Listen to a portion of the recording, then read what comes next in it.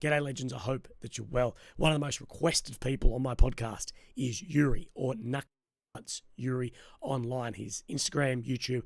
I'll link that stuff down below and go and have a look because it's some fantastic stuff. He's got a hell of a lot of experience. He's done a hell of a lot, seen a hell of a lot, and I really hope that you enjoy this podcast. And thank you, Yuri, again for coming on, chatting to me for best part of 3 hours, and for you guys for hopefully watching.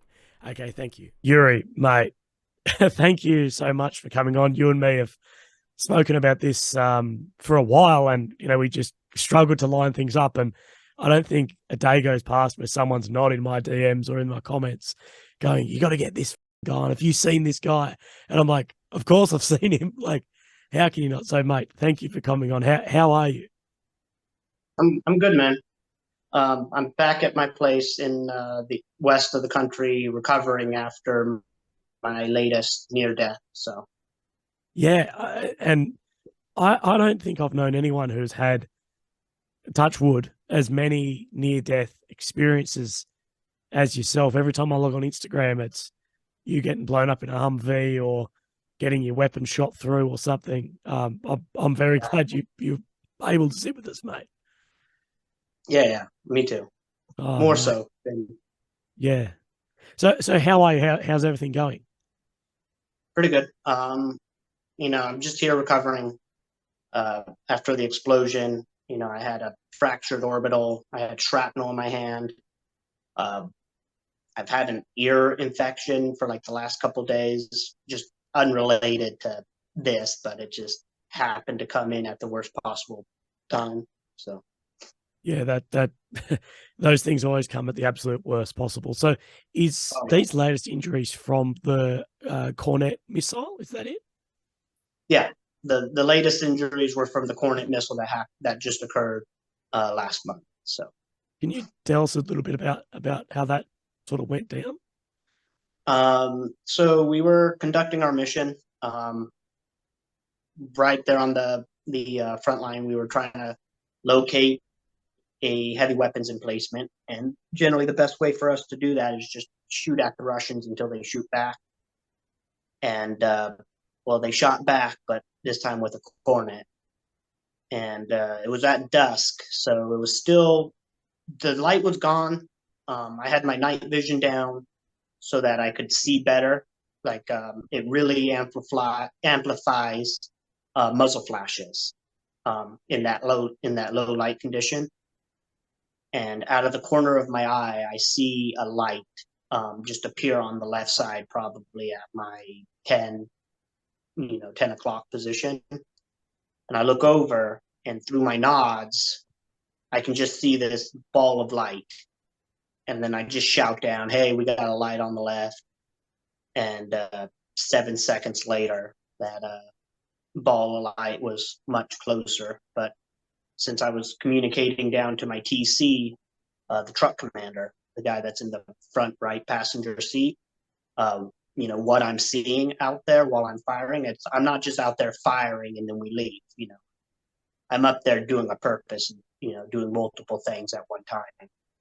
So I was bending my head down, shouting back, "Hey, we got a light."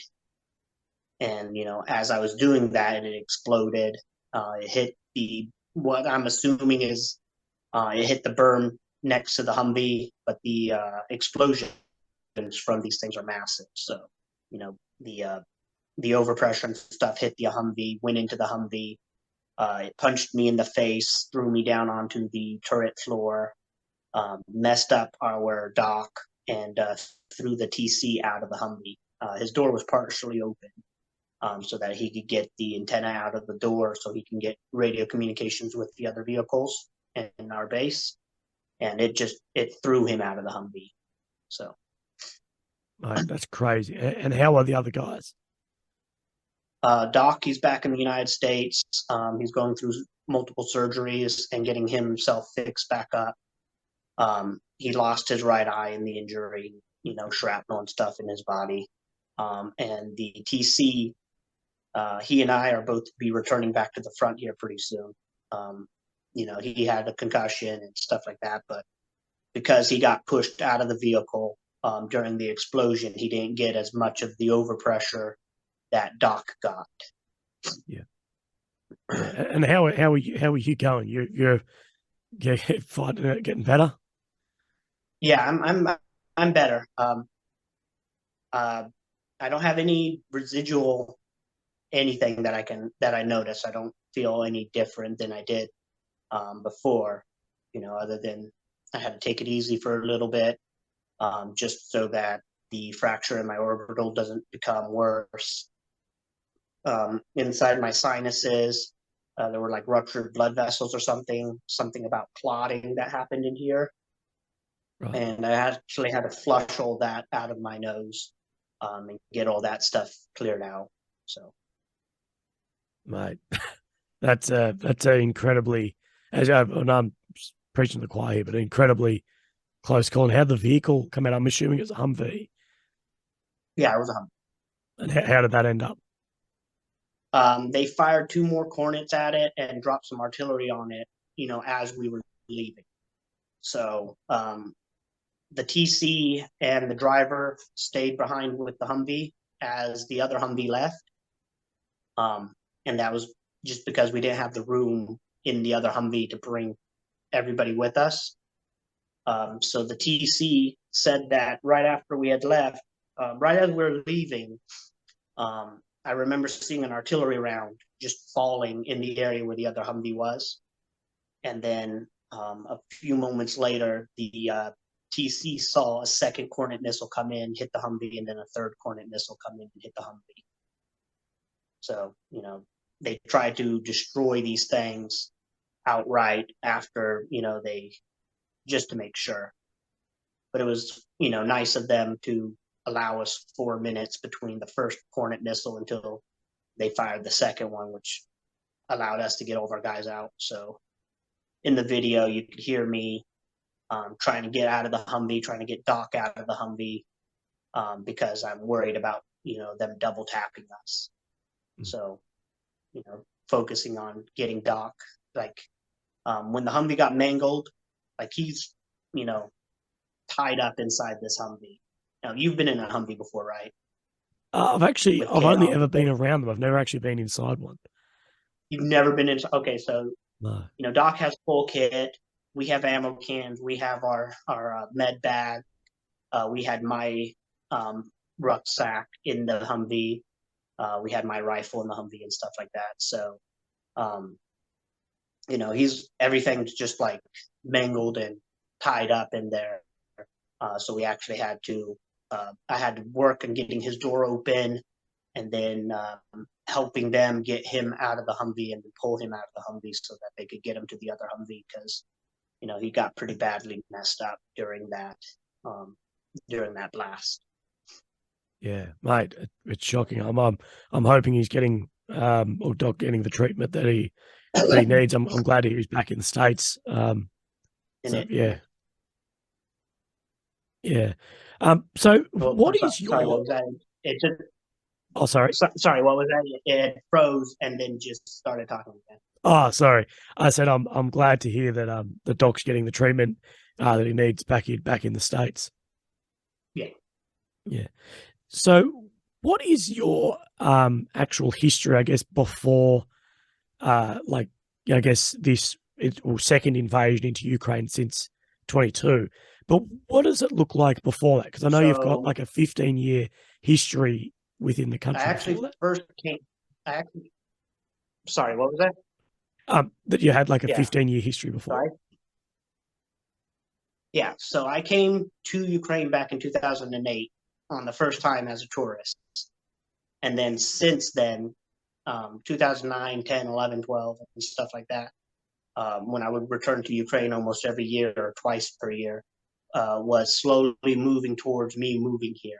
And when I got out of the army back in 2012, I moved here permanently. So I got a place. I started developing my friends. I started developing some businesses out here. So I was, planning on living here. It was in 2000. It was back in 2008 when I met with some, patriotic Ukrainian individuals who were telling me that the world's going to end if Putin doesn't have a pro-Russian politician controlling Ukraine, that he would manufacture some excuse to annex Ukraine. And I was like, no, you guys are just crazy. And then when I got back to the United States a month later, the Russian-Georgian war happened. And they're like, yeah, we told you so. And I started looking more into it after that point. But it still didn't change my mind about wanting to live in Ukraine. So, like, I was always aware that war with Russia could happen, and it would happen in the way that it was going to happen. But I always hoped that it would never get to that. Yeah. And what was it that made you be attracted to Ukraine back in the late 2000s? Just the people out here, the culture, the price of living, just everything out here. It's an amazing country. Yeah.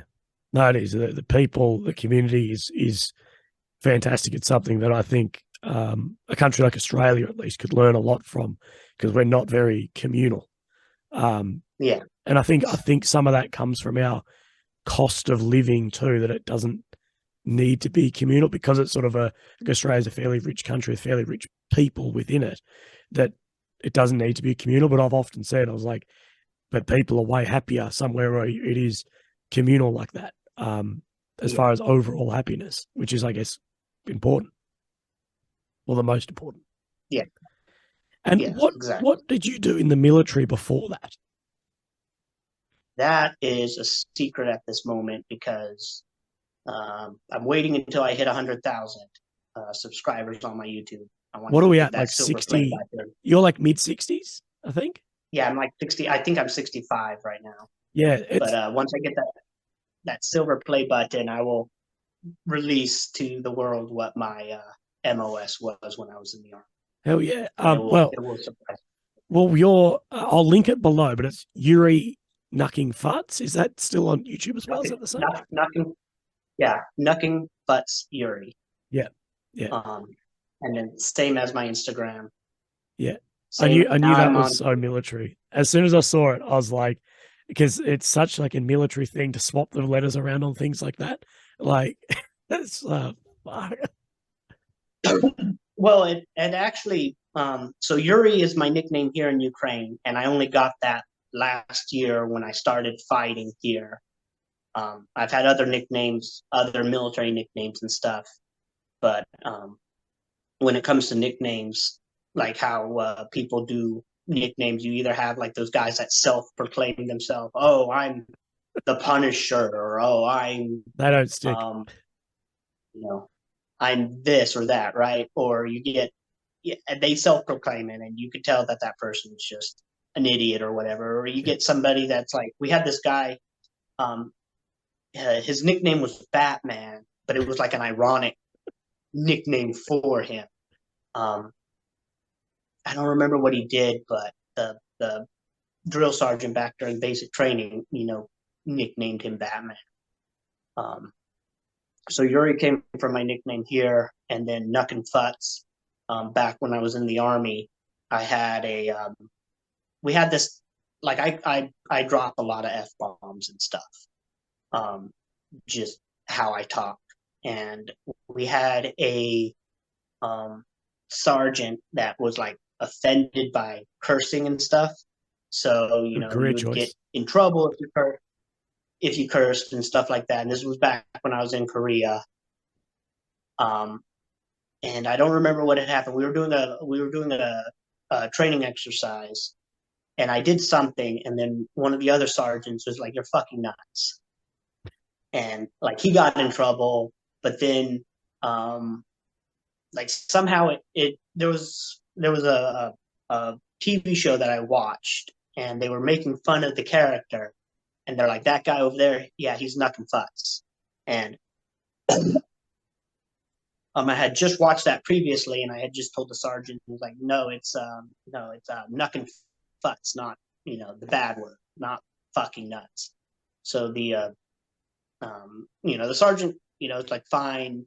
Technically we weren't breaking his rule about cursing and stuff like that. So I had like a tab made up because at that same time I went to the uh, there was a on base seamstress that would sew up name tapes and stuff. So I had a whole bunch of Smith name tapes waiting for me. When I went in to go pick it up, um, I saw like the little Ranger tab arches and stuff like that. And it said like your text here. So I decided, why not? And I had Nuck and Futz put onto a tab. And I would walk around with it for a little bit on my shoulder. You know, it was just this kind of, funny thing that I did.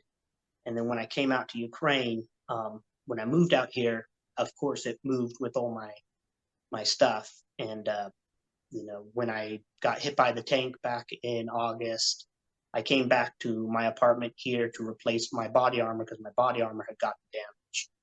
And while I was going through the bag to find the panels to replace the body armor, I found my bag of name tapes and stuff. So I took that out and I started wearing them.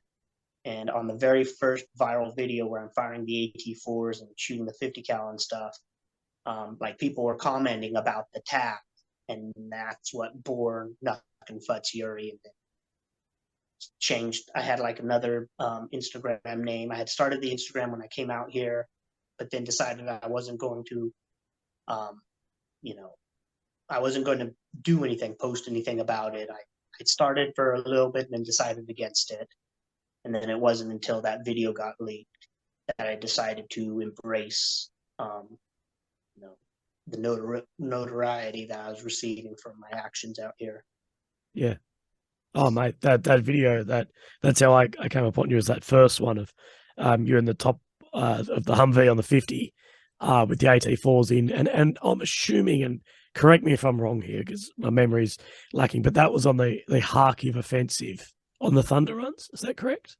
Yeah, Can you just run so us through I sort was of that and what? Yeah. okay. So before that, I was actually part of the reconnaissance group that I'm in. And we Right. used to go behind enemy lines and do a whole bunch of just various tasks. And like I said, there was the event in August where we went assaulted a village. We realized that there was only supposed to be like 20 Russians in the village. When we got there, we found out there were like 200 VDV. We took a couple guys, POW, and I took one of my rockets, blew up one of their tank turrets, and then we, fled out of the village because it became just a huge firefight. And so before that, when I first got into Ukraine, I joined the International Legion, realized that that wasn't something that I wanted to do, and I went and joined the actual Ukrainian military. And when I first met my commander, he was like, he didn't care who I was or anything. He dealt with enough Western volunteers that he would just like, I would say, hey, if you give me a javelin, I can show you guys how to do javelin. Hey, if you give me a Carl Gustav, I can do stuff with Carl Gustav. Or if you give me mortars, I can do stuff with mortars. And he's like, get away from me. You're like all the other Americans. You want all this cool stuff, but then you're not going to fight or anything. But after that mission, his tone towards me changed because I was actually listed as KIA for 24 hours. So, Right. and a mission, my team was actually setting up a mission that following night. The day I went back to base, they were actually preparing a mission to go back to that village in the middle of the night to look for and recover my body. So, um, so after that, myself and the commander started talking a lot more. And I had, in America, I had built a M2 Browning, a semi-automatic version of the 50 cal machine gun I have. And I was showing the commander photos of this and videos of this. And I was saying, hey, this is my Browning back in the US. He was like, oh, this is cool. And a couple of days later, he comes up to me. He's like, hey, we're having a problem with our Brownings. Can you help us? And I was like, yeah, why not? So I go there and I show them a whole bunch of tips and tricks with the Browning, like the shell casing underneath the butterflies as a safety, and a whole bunch of other cleaning and maintenance related. things that they could do to help their Brownings perform better. And he put me into the truck after that.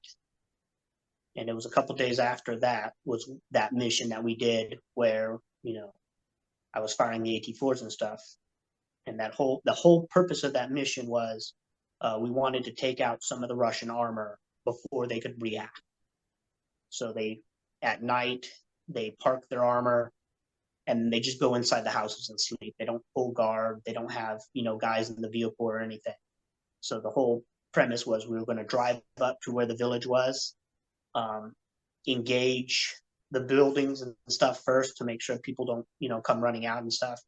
Get to where their armor was and destroy it with AT-4, because these are BMPs and BTRs, they're not T-80s or T-90s or anything. Hit them with the AT-4s and then get out of there, which would have destroyed their armor at the cost of an AT-4, which is what, $1,000. Compared to having to use like a javelin to take out that piece of armor because it's shooting at you from a kilometer away. So, but even then, a javelin is still you're still just a piece of kit that's expendable. Like, I know they're expensive to, the consumer, but to take out a PCR or something, it's one of those things. Yeah. Because I've also seen a video of you when you sort of pulled some people up on I think there was a video of training on jabs, and it was like, oh, you're firing a cost of a Ferrari at a burning target. It's like, well, training is like I've never shot a javelin live. I should say I'm qualified, but I've never shot one purely because of the price. But it's not deployment stuff. Like that training is needed. If you sub that money into other things, it's people look at military money and don't understand that the military talking billions of dollars, not like hundreds of thousands, is nothing really. And I think people get a bit who have not been in the military don't understand that like a Harris radio is like 20 grand or something. Like everything's very expensive. You hear these numbers and people panic. Yeah. And then since you fire the javelin, you know that when you box your target, you have to squeeze the other trigger and then fire the javelin, right? So you squeeze the left trigger, which opens up to box it. You box it. You have to hold down the left trigger and then fire the right trigger in order to fire it. And they were having problems because they were doing that, but they were letting go of the left trigger. Right. And then they would try to pull the trigger. Like they were boxing, they're trying to pull the trigger and they run out the battery and the gas. And, they're like, why are we not firing these missiles? Yeah. So I actually had to there were actually two javelins used during that training. And the first one was really to show them, hey, once you get to this point, and then that javelin was fired at like 5% before the gas and battery run out when I actually finally fired that one live round. Yeah. But, that came about with when I had already came into this unit, I was already renowned for my Western weapons knowledge. So AT-4s, 240 Bravos, the Brownings, the Javelins, Stingers, and stuff like that. So they actually, all of June, I was actually training up different units around Ukraine while we were processing me into the army. Right.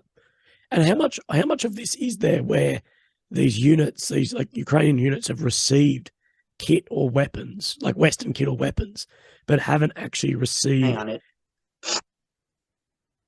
the training? Hang on, it just kind of like. Oh, sorry. Sorry. It just skipped for a second. So. That's my bad. How often is it that like these units will receive equipment like this, like Western weapons or kit, but haven't actually received like the correct training on how to use that? Is that a common thing?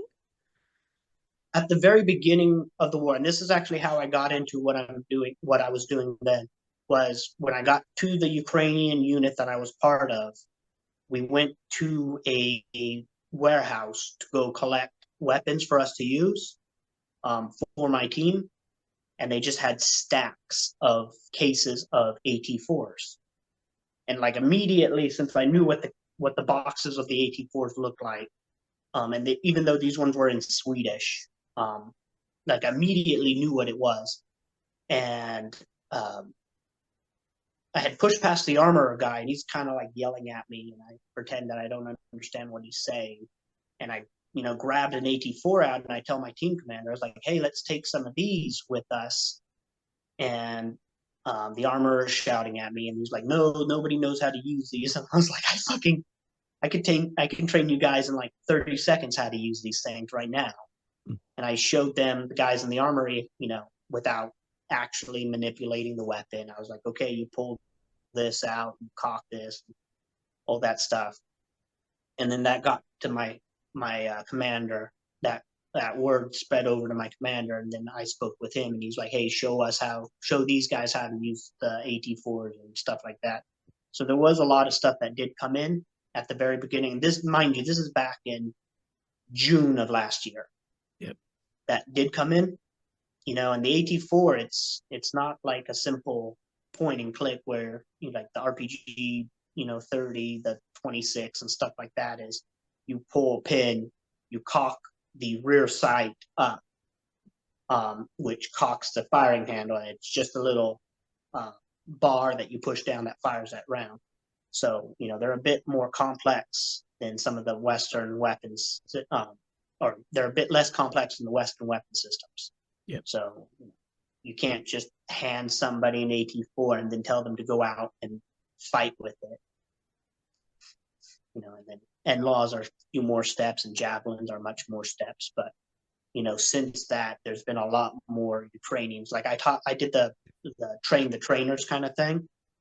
So the very first few groups that I trained was probably like 20 guys, and we would fire off like 5 or 6 AT4s. Like I'd fire off one live to show them. Then we would take that one tube and then let them manipulate the tube. And then a few of them would be chosen. They would fire off a live tube, and then they would take these tubes back to their units to train with. That's also why I was like putting the tubes back in the Humvee after I was firing them, so that we could use these to train additional soldiers on them. Yeah. And is Carl stuff like 84 mil being used a lot? Because I'm not seeing many videos really of it in compared to like in-law. Yeah, I mean they're like 2 or 3 times more complicated to fire those than it is to fire an in-law and stuff like that. I was considering doing a whole list of videos on how to fire the AT4s and stuff as I was doing these courses. But then after a while, it would just be, I got to start meeting with Ukrainians. Like we're going to our trenches and stuff here, and I see guys with spent AT4 tubes on like the berms and stuff, and they were using those to fire at tanks and personnel carriers and stuff like that. So like I stopped kind of was going to put that out there. A lot of the guys that I ran into, they already realized how to fire and utilize these systems.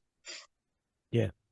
Oh, for sure. For sure. And how did you actually, on that, you said that you were put as KIA for 24 hours. How did that miscommunication actually happen? So we assault the village. I'm the last one leaving the village. And as I'm leaving the village, I turn around, and my team commander, he's covering me. I'm shooting down the village with his AK. And I take out my bull spike and I tank rocket. I aim it at the turret of the BMD 4 tank that was right next to the house that we had just captured the 2 POWs from. Fired that. It hits the turret, which, I was hoping for a bigger explosion. Sorry, gotta hydrate. No, for sure, man. So it hits the turret. Clearly hit the turret. I could see the smoking hole. Like after I fired, I was only like 30, 40 meters away when I fired it. And then we ran to this. There was this creek with these very steep sides. We ran to that. The team leader's running with me, and I pass up like half our unit as they're just kind of like, running towards, this area to get back to friendly lines, and the entire village is just opening up on us right now. And this is like less than a minute or a minute or so into the firefight. There's a guy with a PKM in a windowsill. I start suppressing him with the AK. And then I realize that I'm the last one on the enemy side of this creek. So I jump over and I use myself as a rope ladder, so a human ladder, so the other two guys that were stuck in the trench could climb up and get out. And then we start running up the road, and then the second tank that was in the village had come behind us on the road, and it starts firing at us, and we had a tank shell explode right behind me. And the shrapnel went through my IFAK, destroyed my IFAK, destroyed the sling on my rifle, and then it killed there were three guys behind me,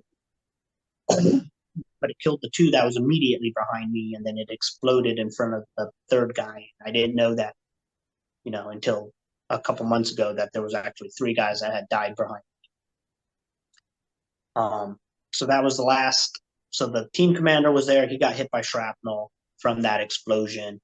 We're getting hit by mortars, and we're getting hit by grad rockets. So we had to cross an open field to get to another trench that was further away and would be harder for that tank to shell us with. So we go to that trench system, and then once we got there, this is probably, 3 or 4 minutes after the initial engagement. And then by then they had all their artillery pointed in this area, and they just started shelling us pretty heavily. And there was about 10 of us in this group. The group separated, so there were 3 different teams doing this assault. And the group separated. So 6 of them, they went forward in this trench. I stayed behind with 3 other guys. 2 of the other guys were wounded from shrapnel and stuff, but they weren't part of my team. They were part of another team. So my team, out of those 6 guys, 3 or 4 of the guys were part of my team. So they keep going down the trench system. They get hit pretty hard by artillery. One of them dies in the artillery blast that's in this trench. And I make my way with the second group of guys, and we finally get almost to the village. Those 3 guys decide that they want to, stop. They don't want to keep running towards the village because the artillery is still pretty bad. But by this time, my team had already made it to the village, got to the Humvees, and then they had to go because the village was getting shelled pretty bad. So by the time they had made it back to base, and they were taking, it wasn't just like our team went into our Humvees and then they left. Like, everybody was mixed up, and people went to the hospital, people went to the staging area. They started doing accountability of everybody at that point. And when they got to me, it was just mixed stories. They're like, the last time I saw him, he was destroying a tank. The last time I saw him, he was suppressing the machine gunner in the window. The last time I saw him was in the trench when the artillery was falling. And since, a couple hours after this engagement, I'm still in the village. The village doesn't even know that I'm in the village. So I had gone through the trench. Near the end of the trench, there was a wounded Ukrainian in the trench. So I actually grab him, I carry him to the house, and then right as we get to the house, artillery starts falling in the village again. And there was a couple close hits near the house, and it just shook the house a lot. So I stayed in the house for a few hours, making sure that this guy that was wounded, he wasn't bleeding from anywhere else, and that, he was okay. And then once the artillery stopped and I didn't hear anything for like a good hour, I went to the center of the village, to where the Ukrainians were, found them, and then they took me to the hospital with this wounded soldier. And so by the time that had happened, I was already labeled as KIA or MIA. Yeah. So there was from our teams about 6 Ukrainians that had died that day. And no, there were 4 Ukrainians that had died that day. So they had, they assumed that I was one of the ones that were dead. And then my team was preparing a recovery mission because the last time I was seen was inside the trench closer to the friendly lines than the enemy lines. So it was possible that they could go in at night with night vision, find my body and then take me back. Yeah. You mentioned earlier that you first joined the Foreign Legion and that wasn't sort of somewhere you wanted to be. Why is that? So I got into, I arrived to Ukraine March 13th of last year. And while I got here, I had already pre-positioned equipment since 2012 in Ukraine for this war. So I went to my storage locations and I started getting out, body armor, helmets, eye protection, pouches and stuff, and started giving them to my friends that needed these things. And then I was talking to them, asking them, hey, I want to do something, where can I go? What can I do? And this is at the very beginning of the war where Russia was like, oh, any foreigners that we catch, we're going to execute them and treat them as mercenaries. So the large requirement that I had was I wanted a contract. I wanted, something legitimate. And all these teams that were offering me positions and stuff, they were like, oh, we can give you like a commander's memo saying that you're authorized to fight on our behalf. I was like, yeah, that's not going to hold up in Russian court. Yeah. I mean, it's going to be, even just being in the Legion and stuff, it's going to be a bit difficult. But, I wanted something that was more concrete. And at that time, the only thing that I could do for that was the Legion, the International Legion. So I joined up with them, immediately going to them when we went to Yatarev. I already understood, just there was more than half of the guys were no military experience. The other, 35% of the guys that, had either some military experience or were overblown military experience, or like, yeah, I was Delta Force, for 10 years. And I was like, no, you weren't, man. Yeah. And then, you had like 5% of guys that were actually military, 2 or 3% of those guys actually deployed into a combat situation. So when I got to the Legion, in Yatarev, in the tent city and stuff, this was a week after the cruise missiles had hit the base. And actually I had been on this base and I had been training on this base back in 2012 and 2013. And one of my barracks that I was sleeping in when I was back, 10 years ago training here, it was actually one of the buildings that got hit too. And the roof was completely blown off and stuff like that. By then the windows were all boarded up. They had plywood over the windows and stuff like that. So. Oh shit. But I get to the Legion. We stay at the Yatarev for, I think just under a week or just over a week. And then we go to Kiev, and then we're in Kiev for a month as the fighting in Irpin and stuff is still going on. And we were a reserve component in Kiev in case the Russians pushed back down. We would be pushed to the front. But then by then anyway, the Russians were already withdrawn. And then they sent us to Mykolaiv right after the Russians withdrew from the north, and it didn't look like there would be any kind of counteroffensive or anything coming back down. We got pushed down to Mykolaiv region. And I was with the Legion in the Mykolaiv region, attached to a primarily Belarusian unit. So it was several foreign teams attached to this larger Belarusian team. And there were just so many issues with not being able to utilize individuals. I Stinger trained. I know how to operate the Stinger missile, and only one or two of the other Belarusians knew how to operate the Stinger missile. And we had one incident where we were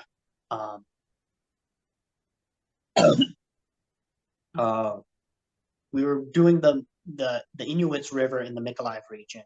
I was part of the bridging operation that the Ukrainians did to cross that river into the other side of the Mykolaiv region where that river separates.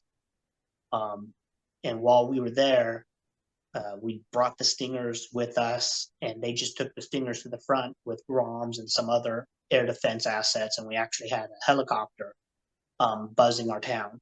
And a couple of our guys, they were going to go shoot this thing down with RSG 90s, which would have been absolutely amazing if, they would have hit it. But by time they had gotten stuff, it was already far enough away that, they wouldn't have been able to hit anything.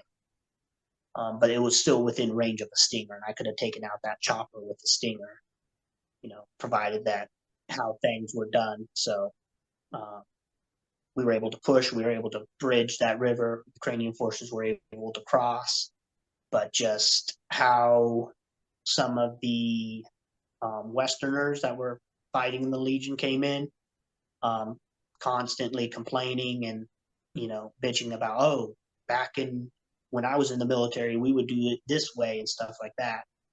And I was constantly telling these guys that this isn't a Western war. This isn't the global war on terrorism. This isn't what you guys are used to. Like, I had already been in Ukraine in 2015 and 2016. I've been down in the front in the Donetsk region. And like, I'm telling these guys, and I was like, this isn't what you guys are expecting. It's not going to be this, glory filled, Call of Duty video game for you. When we were in that village, we were shelled once or twice per day. And it wasn't just like, it wasn't that they were like, oh, the Russians know where we live and they're destroying our positions. They just shelled us just to shell us. They're firing some shots, and then they're just relocate their artillery.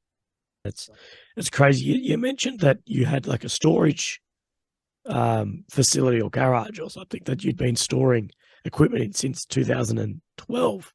So you were fairly sure this was coming? Yes.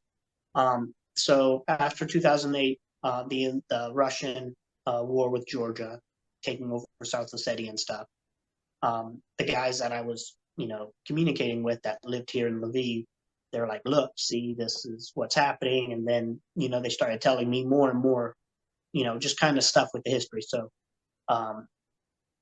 you had Viktor Yukashenko.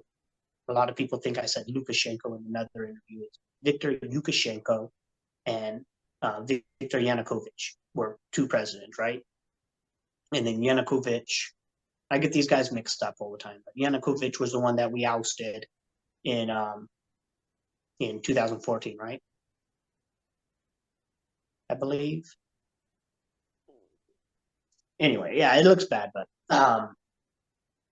so the president from 2005 to 2010 was pro-Western leaning, or not really close to the Kremlin leaning president, and they tried to poison him. They tried to assassinate him.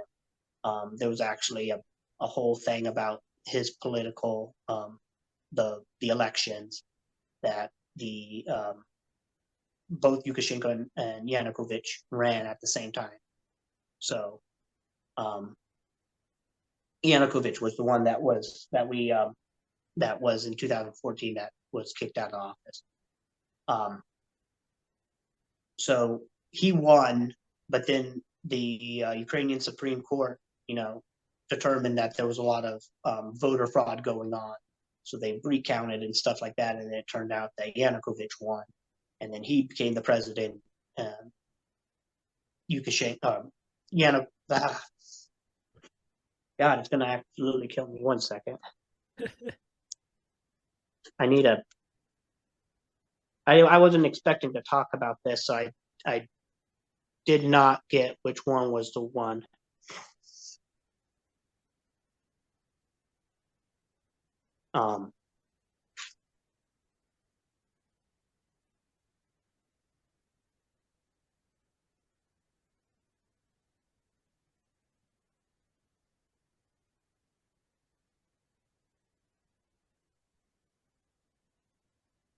Yeah, so Viktor Yanukovych was the one that we. And the worst thing is both of them, they're both Victors and they're both Y sounding names.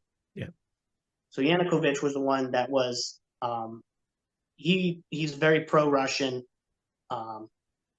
president, or leaning politically. And Yukashenko, Viktor Yukashenko, was very not as pro-Russian leaning. So they tried to assassinate him. And this is all before I even came into Ukraine. And they're like, yeah, Russia's just trying to control Ukraine, and Putin wants to bring Ukraine back into the sphere of Russia, right? And I was like, no, you guys are just, you guys are just paranoid, right? And then the 2008 invasion of Georgia happened, and then they're like, yeah, see, we told you.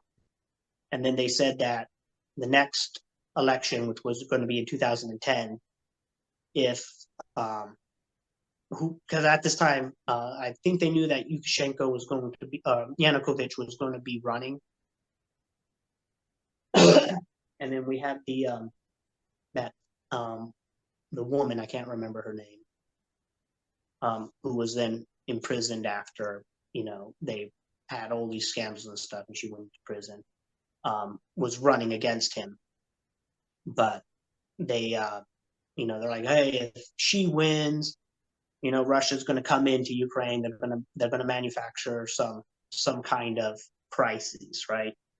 A lot of people think that the LNR and the DNR, the Luhansk People's and the Donetsk People's Republic, started back in 2014. Now these guys were, back since the early 2000s. Right. So a lot of the stuff that's playing out now, people who were watching closely knew what was going on. And although I never wanted war to happen in Ukraine, I mean, it was just after 2010, after he won, there were a few more just little ripples happening in Ukraine that just led a lot more people to think, hey, if things continue on the way that they're going, Ukraine might become the next Belarus with how politically it's run over there. And a lot of Ukrainians, especially in the West, they didn't want that. They wanted to be more integrated with the European Union and less integrated with Russia. So when that whole the Maidan revolution happened, the revolution of dignity that happened in the end of 2013, when that was just the boiling point. So a lot of Ukrainians who wanted to be more independent, more Ukrainian, more ties to European Union, that was foreseen. And it actually surprises me that Putin would have had a lot easier time controlling Ukraine if he just sent troops in at that moment. Because at the time, Yanukovych was, still in power. He could have said, hey, like the same thing that happened in Kazakhstan went at the beginning, back in January, early February of last year. Yeah.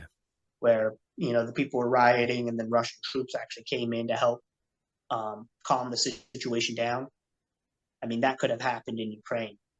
Just, the missteps by Putin from having him go immediately seize Crimea, which sent up all the red flags. Then, you had protests in, Donetsk, Luhansk, and then Mariupol, and in Odessa and stuff as well. So he was trying to he was still trying to create his land bridge from Russia and cut off Ukraine from the Black Sea. And he just misunderstood the amount of resistance, even back in 2014, he was going to experience with the Ukrainian people. Yeah, well, look, my knowledge on the when I was there in 22 isn't vast because it's so complex. But something no one can deny is how much they sort of underplayed the resistance that Ukraine would have, including myself. Mm-hmm. Leading up to this, I was like, look, I thought it would be the equivalent of if the United States went, we're just invading Mexico tomorrow, where you go, it's a couple of days and it'll all be over. And now we're 388 days, I believe, something around there in. And the actual amount of ground taken isn't that great when you're talking percents. Mm-hmm. And I don't care where people lie on this. Like, even you could be the most pro-Kremlin, pro-Russian person, but you have to admit that the resistance from the Ukrainian side has been unbelievable. And it's hat off to everyone there. Like, it's unbelievable against a power of that size. And I know there's been a lot of fuck ups all through the Russian military, and a lot has come to light. And that's one thing that's happened is all this has come to light. And I even think it's come to light personally to Putin. Like, I think that he's had generals in his ear going, yeah, no, the Navy's good and the Air Force is good and this is all that. And next thing, it's like, hey, this is just riddled with corruption, riddled with poor training, poor equipment, poor this, poor that. And it's like, holy shit.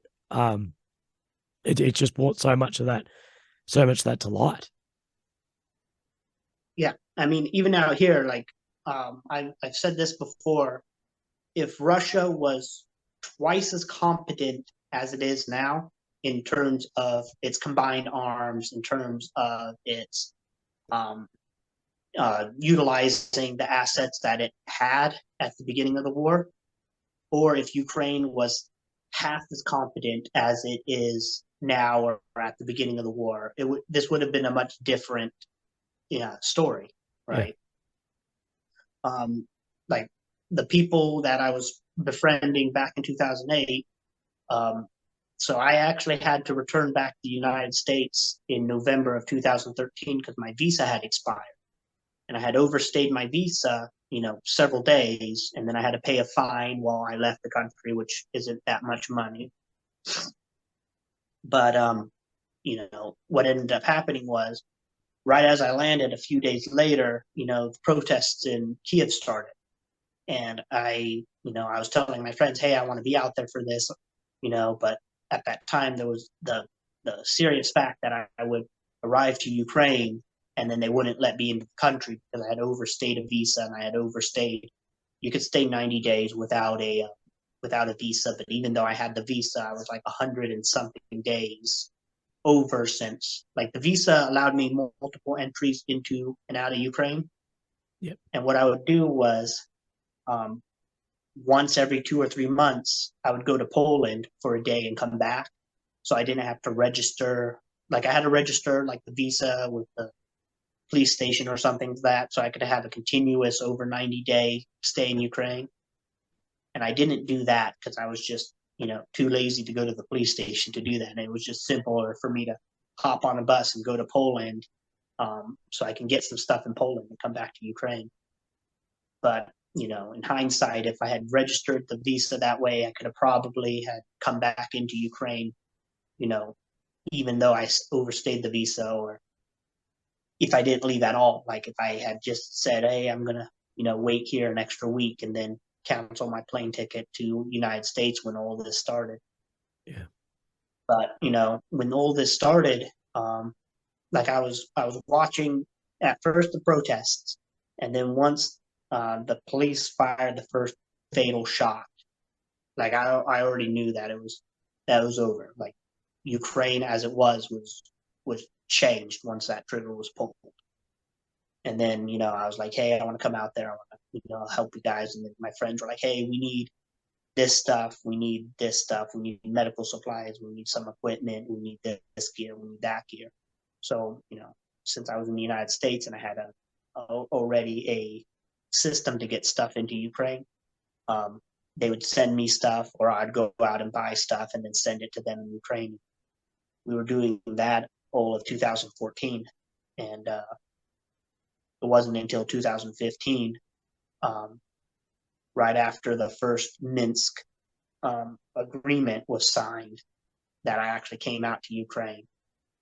And then, we flew directly into Kiev, took a train from Kiev to Mariupol, and then took a car from Mariupol to literally the front lines. You could hear, it wasn't as it is now, but you could hear the artillery, firing from the Donetsk side, and then occasionally Ukrainian side as well. When we were inside I went to the trenches for the very first time too in 2016. And, we got hit by 82 millimeter mortars from the Donetsk People's Republic side. And it was just one day we were walking in the trench, and then we could just hear the mortars coming in and then exploding around us. So why, if you could boil it down, why is it that you're there fighting? Like, what do you think drives you to potentially lay down your life for this? What is it? All of my friends, all of my relationships evolve around Ukraine, right? So I started a manufacturing company in the United States solely based on the needs of the Ukrainian military at the time. They're very ingenuitive people, and they can adapt and even, innovate on the battlefield. And I was talking with a lot of their engineers, and, since I'm engineer-minded myself, mechanically minded myself, in 2015, when I came back to the United States, I went and I purchased some manual milling machines and manual lathes to make metal parts for them, because they were 3D printing these parts, and I could make them out of, aluminum or titanium or whatever, that they would be more resistant than the plastic pieces. I could make them smaller and stuff too. And, I was going to relocate that entire business here in Ukraine. So it was all, my whole life after 2008, my desire was I was just going to live in Ukraine. I enjoy being out here. I enjoy spending time, here. And, I saw how Russia conducts themselves on the battlefield back in, the 2015, 2016 firsthand. I mean, you read stuff about like the Chechen wars and stuff, and the wars in Georgia and stuff like that. And I was like, I was not going to let Russia do this to Ukraine. So I came out here in 15 and 16. I was training up a whole bunch of guys on various things, from weapon safety, CLS, and then small unit tactics and stuff. And then I told them that if it ever got to as bad, like I always hoped that Russia would never take it past that point, but I told them that if Russia ever came in and actually tried to conquer Ukraine, that I'd come out here and fight, risk my life and stuff. So yeah, I'm a man of my word. Yeah. Oh, mate. Yeah, for sure. Did you see that a lot of people go there for the wrong reasons as far as fighting? Yeah, we got my team. So I only recruit Western vets into my team, and out of the guys that I bring in, that I actually invite in and they come and serve with me, are the guys that they have to be here for the right reasons, right? And I see a lot of people, they come here, they want to have that cool story, or they want to pretend that they're military. They're like, oh, I was in special forces, and they want to have that like credibility to their stories or whatever, right? And like I said, I'm back here in Lviv and in Kiev too. I would see these guys walk around all the time where they're Western. They're clearly Westerners. They're wearing tactical gear and stuff like 511 or multi-cam pants and stuff like that, but they're not doing anything. They're just they're out here acting like they're here fighting or whatever. But they just want that story. It's like, oh, I was in Ukraine and they bombed us. And I saw a whole bunch of shit. And, they just want to have that attention on them. And I see not as much as at the very beginning of this war, there was 90 of us, not approximately 90 of us in the schoolhouse at Yuri. And out of those 90, including myself, only 4 people went to Kiev, went to continue on.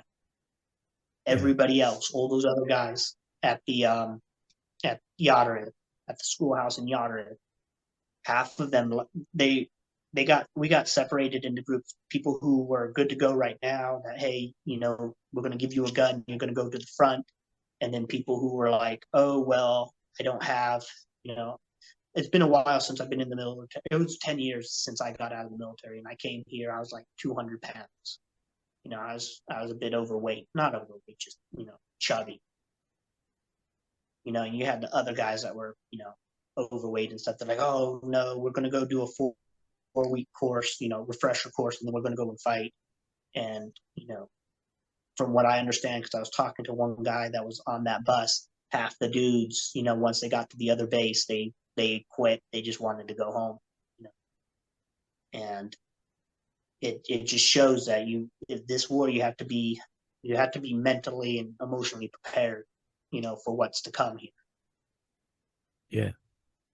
And what is it like going up, against the Russians? Because it depends on where you look in information, that you could find something that says everyone's a tier 1 operator and something that everyone's a first aid cadet. Where does that actually sit in your experience of the skill of the fighters and the soldiers you've gone head to head with? We've gone up against the airborne and the Marine units, mostly in the Mykolaiv region. And they were generally formidable fighters.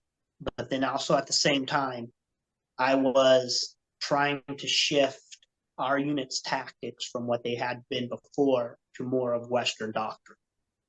And when we had that shift, when we fully started to shift that, we started seeing a difference in our performance against the Russians. So I've gone up against the airborne, the Marines. We had elements of the Net People's Republic, tied into these units. When we capture them, they have a different uniform pattern and stuff like that. And they're good when they have properly built defensive positions and they have artillery and air support. But once they lose, 2 of those 3, or all they have is just their defensive positions, they crumble pretty fast, especially without their artillery.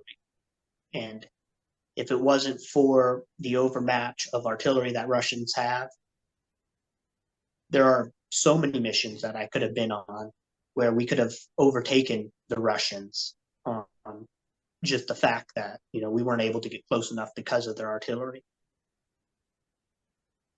Yeah. So have you gone up against Wagner Group? No. I mean, the guy, they're more up near the Bakhmut area. I've not seen any in our area. We've been mostly fighting where we are against Russian forces and DNR or DPR forces. Yes. And can you run us over the story of when you famously hit the landmine in your Humvee? So that was the same village as the very first viral video where I fired. Oh, that's the same. Oh, okay.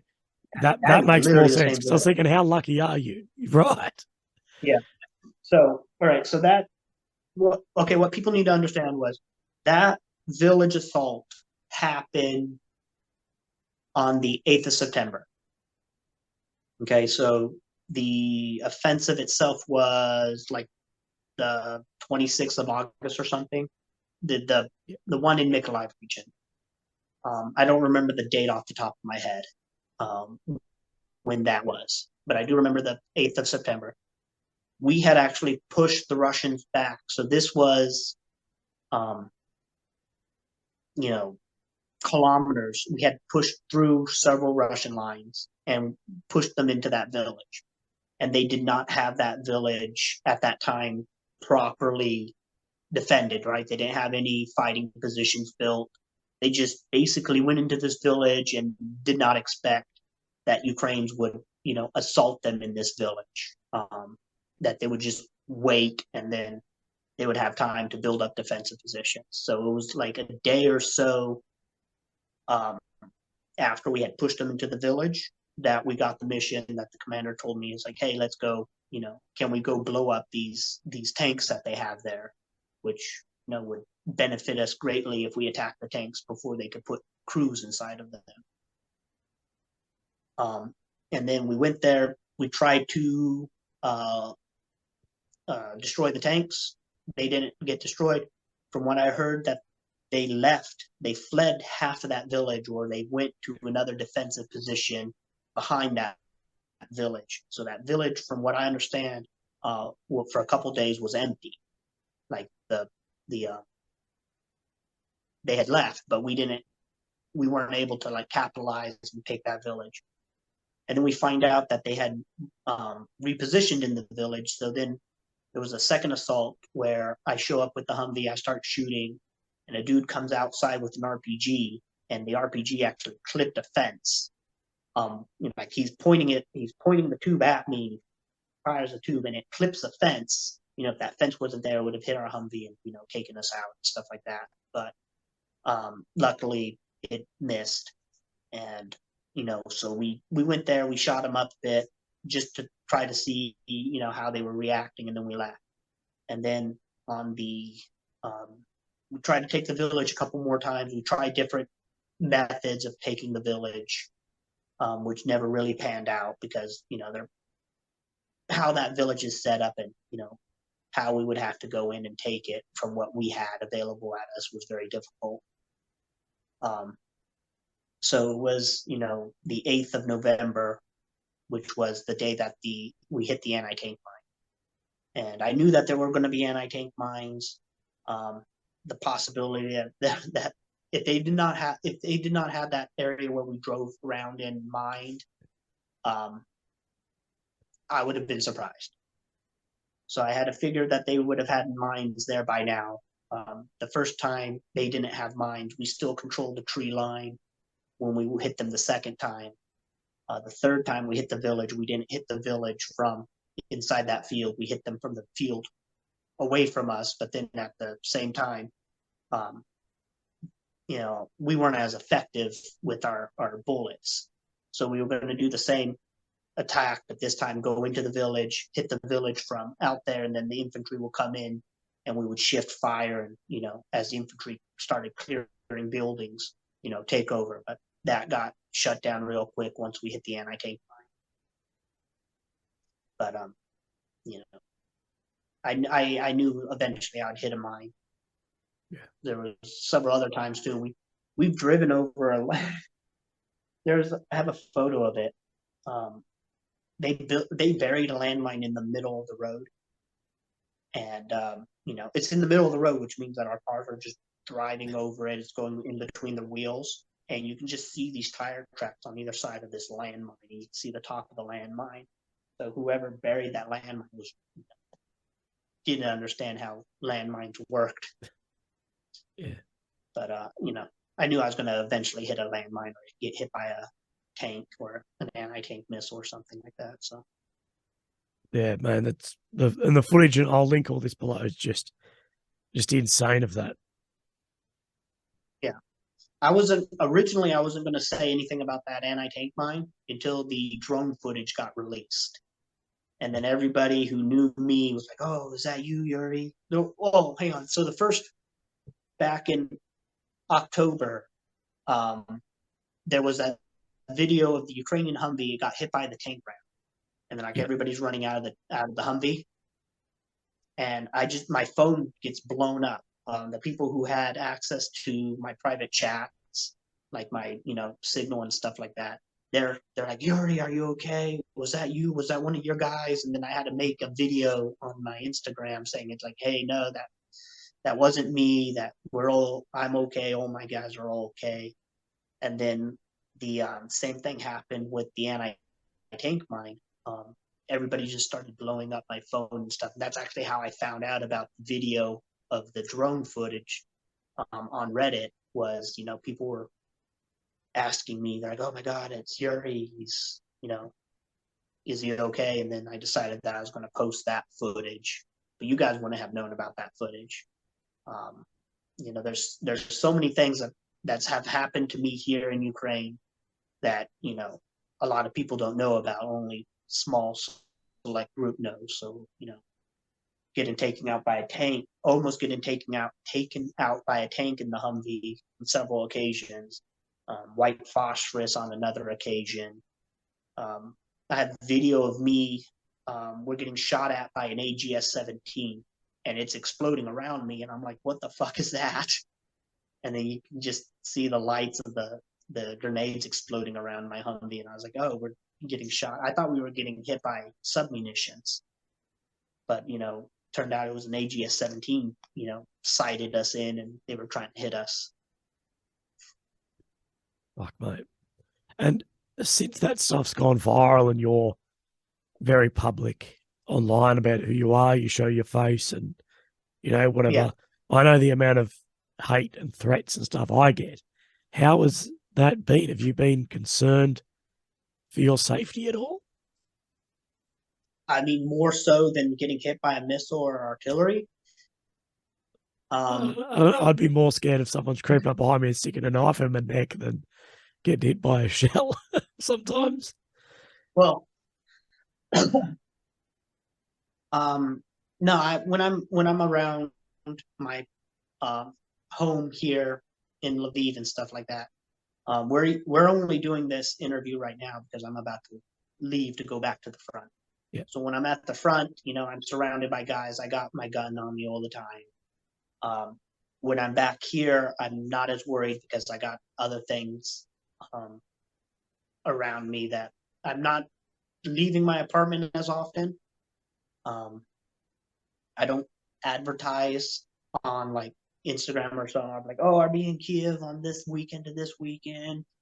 I'll be over here. Let's do like a fan meetup." Um, but I'm not, especially in parts of Ukraine here. I'm not super concerned about you know being attacked by some pro-Russian guys. I got a lot of guys that they comment on me or they send me direct messages and whatnot. And since my PayPal is the email to my PayPal is linked on like all my social media, like I get a lot of emails to that area. I have a PO box in America that that so people can send stuff to me like military gear and stuff like that, and I get creepy handwritten letters and stuff of people wishing me death and stuff. People saying, "Hey, if you ever come back to America, I will hunt you down." I treat these as the threat that they are, but it's still kind of funny and pathetic in myself as you know this Hornet missile is the fifth time that I have almost died in terms of I should have been killed. Like the tank round exploded literally behind me. The blast threw me through the air. A huge piece of shrapnel blew through my IFAC, right? I've had an artillery round land on top of me, and the only reason I'm alive is because I was, below the ground in a ditch, and it landed on top of the ditch. The anti-tank mine, you know, and it was only because it hit the back tire of the Humvee And if it hit the front, I think it would have been a different story. But since it hit the back tire, I had an RPG almost fly into my head on one of the missions back in December. And then I had the Hornet missile, which, should have ended me. And Yeah. but it none of that deters me from what I'm doing here, because this is Ukraine is my country. I decided that I wanted to live here, and I'm going to defend Ukraine from this Russian terror that's being brought upon it. Yeah. And with, you with your finger on the pulse a bit, where do you see this war going in the coming months? So I'm waiting for so we had the Abrams and Leopards and Bradleys and stuff. You had Ukrainian troops being sent out there to be trained on these weapon systems in Poland, Germany, America and stuff like that. Not only are Ukrainian troops, like the average soldiers, being trained on this, you also have from my understanding, the entire command structure of these being trained on the Western maneuver doctrine. So it's not like, here's a Western weapon system, you guys go ahead and use it how you see fit, and then just leave us to our own devices. So I'm hoping those things arrive, when they arrive, and they get out to the front in time for the offensive that will be kicking off. And I really see those things. Like, I've been in a Bradley before. I've been in a Bradley one time. I've seen, the optics and sensor packages that the Bradley has. And I've been in the BTR2 or the BMP2, the T-72. I've seen the optics and the thermal weapon sights that Russia has. And it's absolutely an absolute different animal. Like, the capabilities that Ukraine will have with these Western weapon systems are going to be a lot more than the capabilities that the Russians have. And the only thing that the Russians have above us is the numbers, right? So, you have one Leopard tank against 10 Russian T-62s, and those T-62s could overwhelm that one Leopard tank. But Yeah. I see with these units coming in, and with what my reconnaissance unit has been doing lately in our areas, other reconnaissance units that we are paired up with and stuff, and other units that I've spoken to, I do see that wherever we make our counter offensive, it might go the same way as before with Mykolaiv and Kherson, right?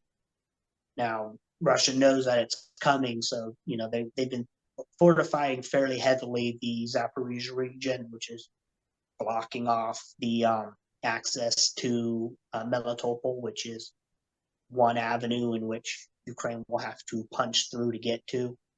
And then you have, up in the Donetsk region, Donetsk itself, Bakhmut and stuff like that, which are, not as heavily fortified. If you look at the satellite maps and stuff of the Zaporizhzhia region, there are just layers upon layers upon, defensive positions. Russia, is really looking to defend that part of that section of land. So if our offensive is hopefully does not lose steam within the first few days, we're able to punch and push far into the Russian lines and stuff with the use of long range precision artillery and combined arms, then I absolutely see by summertime and fall of this year that this will be the beginning, the absolute beginning of the end for Russian occupation of Ukraine. They might try to push to go to the Russia would be saying, "Oh, we want peace. We want to go to the negotiating table." But you know, as long as Russia holds the areas of land that it holds, there won't be any speaking on the negotiation table. Yeah. Yeah, that's interesting because there's no there's sort of no leeway for all the people I speak to involved in the fight, and my Ukrainian friends, that there's no, if there's an inch of ground, including Crimea, under Russian occupation, then it's not on the table at all. Yeah, yeah. The thing about this is, and a lot of the Westerners, a lot of the people that are watching this from you that haven't been here, you're like, "Oh, it's just a peninsula. It's just this piece of land." Um, that peninsula. So I have not been. I've been to Crimea one time back in 2012. I've been to every major city, every oblast capital in Ukraine in 2012, just because it was so cheap for me to travel around this country and do that. It's like kind of like going to every state in the United States and stuff like that. And it was a very lively, prosperous, area of Ukraine. And then once Russia annexed it back in 2014, a lot of international tourism dried up and died out. They had festivals, music festivals, and other kind of festivals on the peninsula, and those stopped coming, which meant that huge portions of revenue for that area had dried up. And then on top of that, at the very beginning, the only way you could get onto that peninsula was either through Ukraine or onto a ferry, because the bridge didn't exist. And when they built the bridge and they got the bridge completed, and then that opened up an avenue of getting supplying Crimea, but that still wasn't enough to supply it and get it to expand and stuff. So if Russia is to hold on to Crimea, even with some sort of peace deal or being ceded to Ukraine, they're going to need to still create a land bridge to Crimea. Yeah. You mean the Russians will? Yeah, the Russians will. If the Russians hold on to Crimea, they're going to need to, they're always going to need to have a land bridge to the peninsula. Yeah. Yeah, it's a very, very hard sort of case study when you start looking at the ability to retake Crimea. And I know things are changing. I talk about this a lot, that if people love talking about tanks, and us anti-armor qualified, whatever, in the military, and tanks are great, don't get me wrong, and tanks, like some will say, tanks are not obsolete, but what is obsolete is the lack of combined arms. And I've said multiple times, and I've annoyed a lot of people with this, but a tank without combined arms is, that's obsolete, but you need this combined arms element. And if tanks were to be, if numbers of tanks, or just tanks, were going to be the turning point in a war, we would have seen Russia have that, very quick occupation of land. Where Russia failed was the training and communication between these tanks, and the lack of combined arms with their air and infantry assets. A tank in the open without infantry or air, whatever, to a $5,000 anti-tank weapon is, in some degrees, a sitting duck. But as any infantryman will know, you don't want to come over a hill and see a fucking tank. You don't want to come over a hill and see a Hilux with a 50 cal in the back. There's a lot of people who don't understand that a technical like that, it's called technical, like even a technical Hilux is that for a reason. Like, that's a problem. But is, and where I'm going with this, is the two things I believe that Ukraine needs, and this isn't getting fixed quickly at least, is air power. Although I think just before you and I jumped on this, I believe Albania is transferring 12 of their MiG-29s, and Poland 4 today. But as well, that isn't a overmatch at all to the Russians, is an air combined arms, as well as the ability to strike, and this is going to be really unpopular, is strike into into Russian territory, like behind the Russian border for logistics centers. Like we know we've seen it happening, but it's not happening with things like HIMARS. So I know that's a very unpopular opinion, and people can talk about provocation, whatever. But purely from a standpoint of what would it take, that's where Russian overmatch is the artillery. And well, there's really three, and you can correct me on this and call me a dick if you want. I'm happy for everyone to do that. But the three things I see is Russia's air power. Although they haven't got superiority, they still have a vastly larger air force. Their artillery overmatch, at least maybe not by technology, but by sheer number, and this almost safe zone of once they cross back into their border, that I know we see some strikes and whatever in Russian territory, but it's not like we're firing long range ATACMS at that. And that's the three things I think that need to find a solution before we talk about a liberation of like Crimea. Yeah. With also what you said, two of those points, your artillery and the Russian safe zones. When I was in the Donetsk region back in 2016, we also got shelled from Russia directly, right? So we had the counter battery radars from the American counter battery radars that were provided to Ukraine back then, and they're saying is like, hey, yeah, that those artillery shells that just shelled this position over here, those came in from, those were fired over from Russia itself. So, they have that ability to go there, and then Ukraine, who has the same artillery at the time, Ukraine and Russia had the exact same artillery unit, right? So you have the 122s, the 152s, Grads, Smerches, Tornadoes. And, Ukraine wasn't really able to fire back into Russia without Russia saying, oh, Ukraine is directly attacking Russia and then invade, which, they were being very provocative with, their artillery and stuff back then. And then, and like you say, yeah, artillery doesn't need to be accurate. If you have enough to put a round in every square meter of a square kilometer, it doesn't matter, and you can do that every day, right? When we were first in the Mykolaiv region, when I was in the Legion, they shelled us 1 to 2 times a day, a dozen, artillery rounds or whatever, right? So we'd just be sitting there and we hear the first round come in. We knew that there was going to be 5 or 10 minutes of just them shelling the city or the little village we were in, and then they'd just stop, relocate their tubes and stuff like that. But then, we would see on, the nights and stuff when they would do offensive operations, just massive amounts of artillery.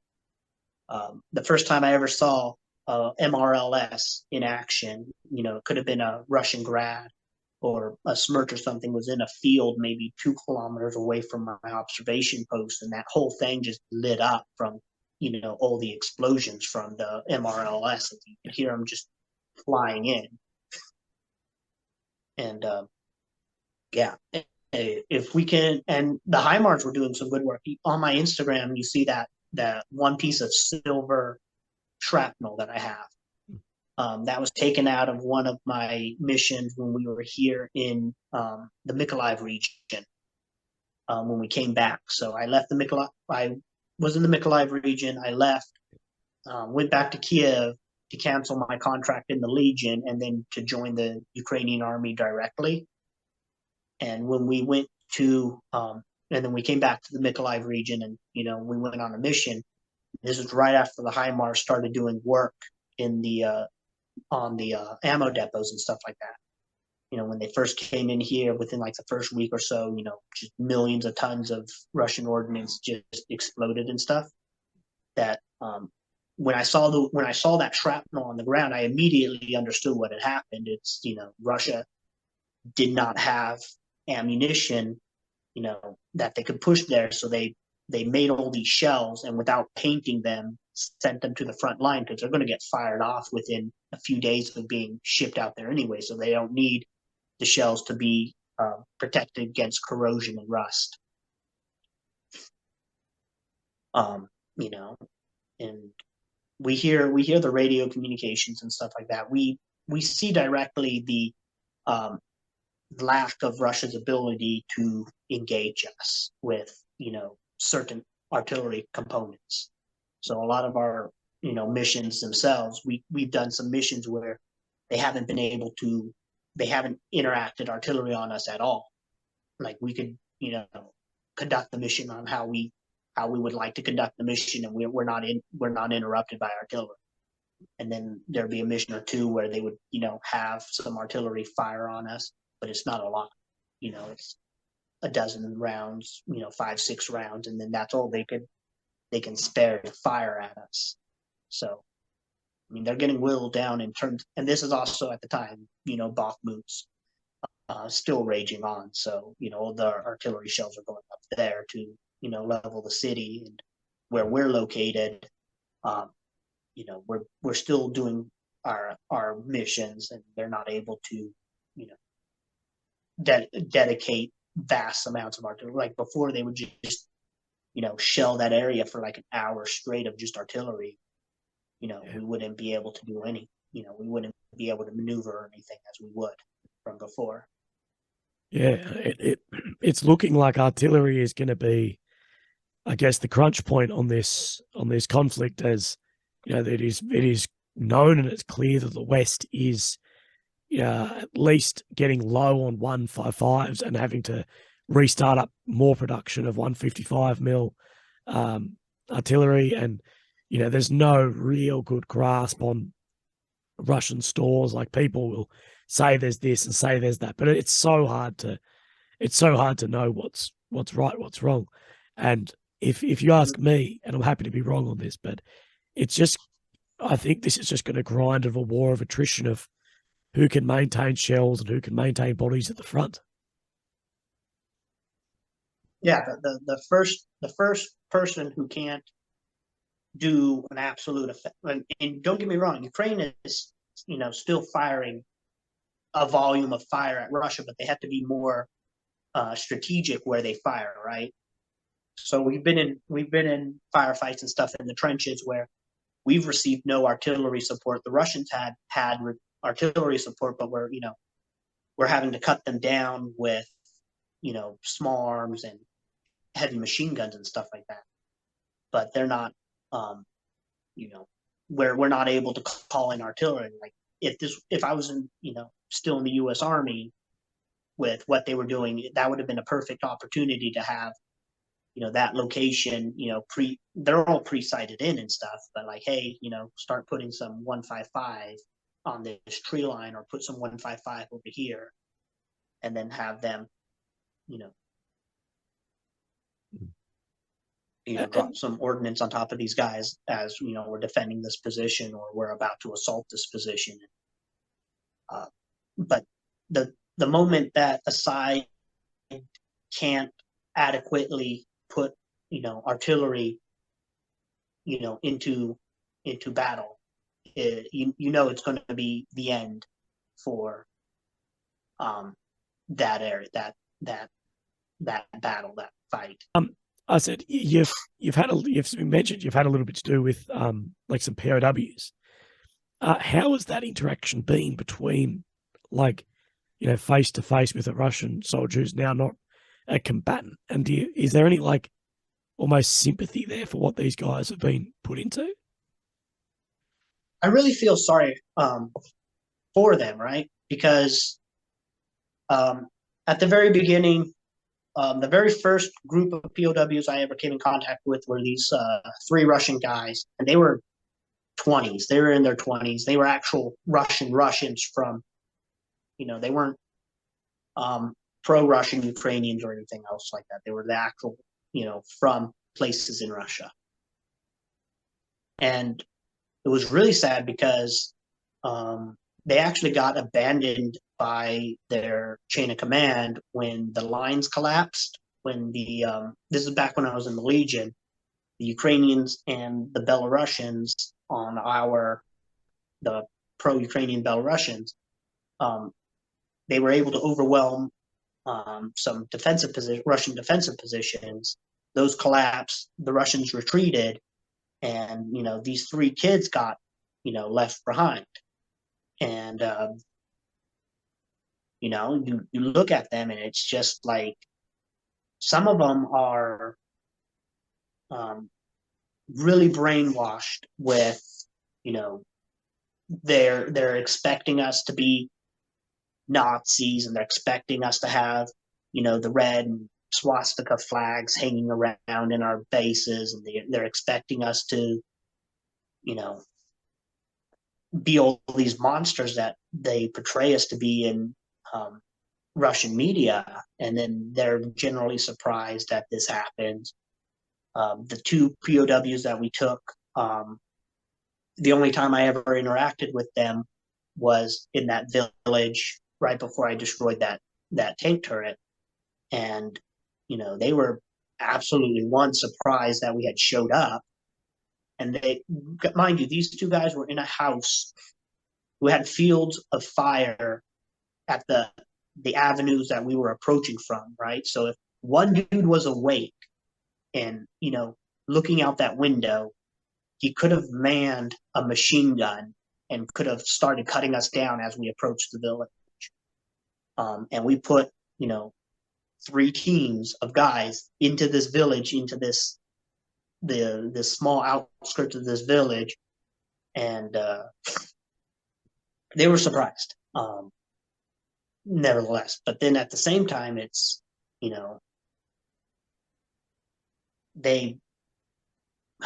we had, I'm not going to share the video. So recently we had a assault and we took some POWs. I wasn't able to be present on that assault because I'm, of course, here recovering.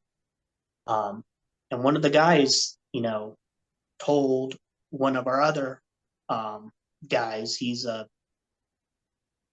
the Ukrainian army, but he's not from Ukraine, that this is his country, that this is our country, the Russians' country, and that we are the invading force. So I feel real sad for these guys that are being fed this and buying into this these lies that they're being sent to die in Ukraine, just simply because a lot of people are like, oh, it's Western expansion and NATO expansion. No, it's there's so many. It's not a simple. It's not a simple answer to give you why Russia. There's so many aspects of this war. There's an economical point of view. There's a political point of view. There is demographic point of view, and all this other stuff. Yeah, but and something that annoys me is there's things on both sides that can be correct that you don't need to agree with. I think there's this clear, like, if you're in this basket, you're in this basket. If you're in this, you're in that. Mm-hmm. And like these people who are super, on the pro-Russian side, like, yeah, but you have to, at some say, like, this is a fact that this is happening on this side. And I see it go the other way too, that, to be like NATO was expanding east. Now, I'm not saying that's right or wrong, but to say, was NATO expanding? Yes. Is it good or bad? It's not my country. I have nothing to do with that. Does that justify anything? No. And that's where you get into dangerous waters, is when people are using these as justifications. But to completely, I think a lot of people just put blinders on to the scenarios on both sides. And it's like how people think I work for the CIA and the KGB. I'm like, no, I'm just trying to take an objective view on something. Of course, I've got my own standpoints politically and whatever, but if you just try and be objective to something, and you may not like what you hear, but try and cut through onto the fact of things too. Well, you also have to look into why are these former Russian republics, after the collapse of the Soviet Union, immediately going into NATO, right? Yeah, exactly. Poland was left hung out to dry after World War II. Poland got fucked. Hammered. Yeah. Same with the Balkans, right? Mm. Romania, and now those countries. If you've ever been to those countries, I've been to Romania, I've been to Poland. I haven't been to Lithuania, Estonia, or Latvia yet. Yeah. But I plan to go to those things. But I've met people from those countries, even here in Ukraine. I've met a couple Latvian soldiers and stuff. The Ukrainian and Russian are close enough, that you can kind of understand, right? But Polish and Russian are absolutely two different languages. Latvian, Estonian, and Romanian and Russian. Those are absolutely different languages, and it's easier for those countries to really pull themselves out of the Russian orbit. And Ukraine kind of got screwed, with its location, and its culture and its language. But these countries, NATO's not coming over to these countries and saying, "Hey, you're gonna join us, or we're gonna fucking crush you into dust." Yeah, it's these countries requesting to be in. But then Russia's like, "Hey, you're gonna stay with us, or we're gonna crush you into dust." And it's Ukraine had. Back in like the early 2000s, there was originally Ukraine was like, "Hey, we kind of want to go towards NATO," and then that stuff got shut down real quickly by Russia, and they didn't want Ukraine joining Russia. I mean, Ukraine joining NATO. Russia wanted it to stay neutral or perceived neutral, right? So that it's it's easier to manipulate the people in Ukraine, because Ukraine for the longest time has had a very distrust of Russians. After after the fall of Tsar Russia, you had the civil war in Ukraine. Then you had the Holodomor, the starvation of Ukraine. Through Russia's forcing its principles upon Ukraine, forcing its economic, its policies upon Ukraine. It's Ukraine's like, no, we don't want to live like this. And if Ukraine wants to not live like that, then why are you trying to make Ukraine? Why are these people who have no idea what Ukraine's really about saying, "Oh no, it's NATO expansionism, and NATO wants to destroy Russia"? NATO was on its deathbed before this happened. And even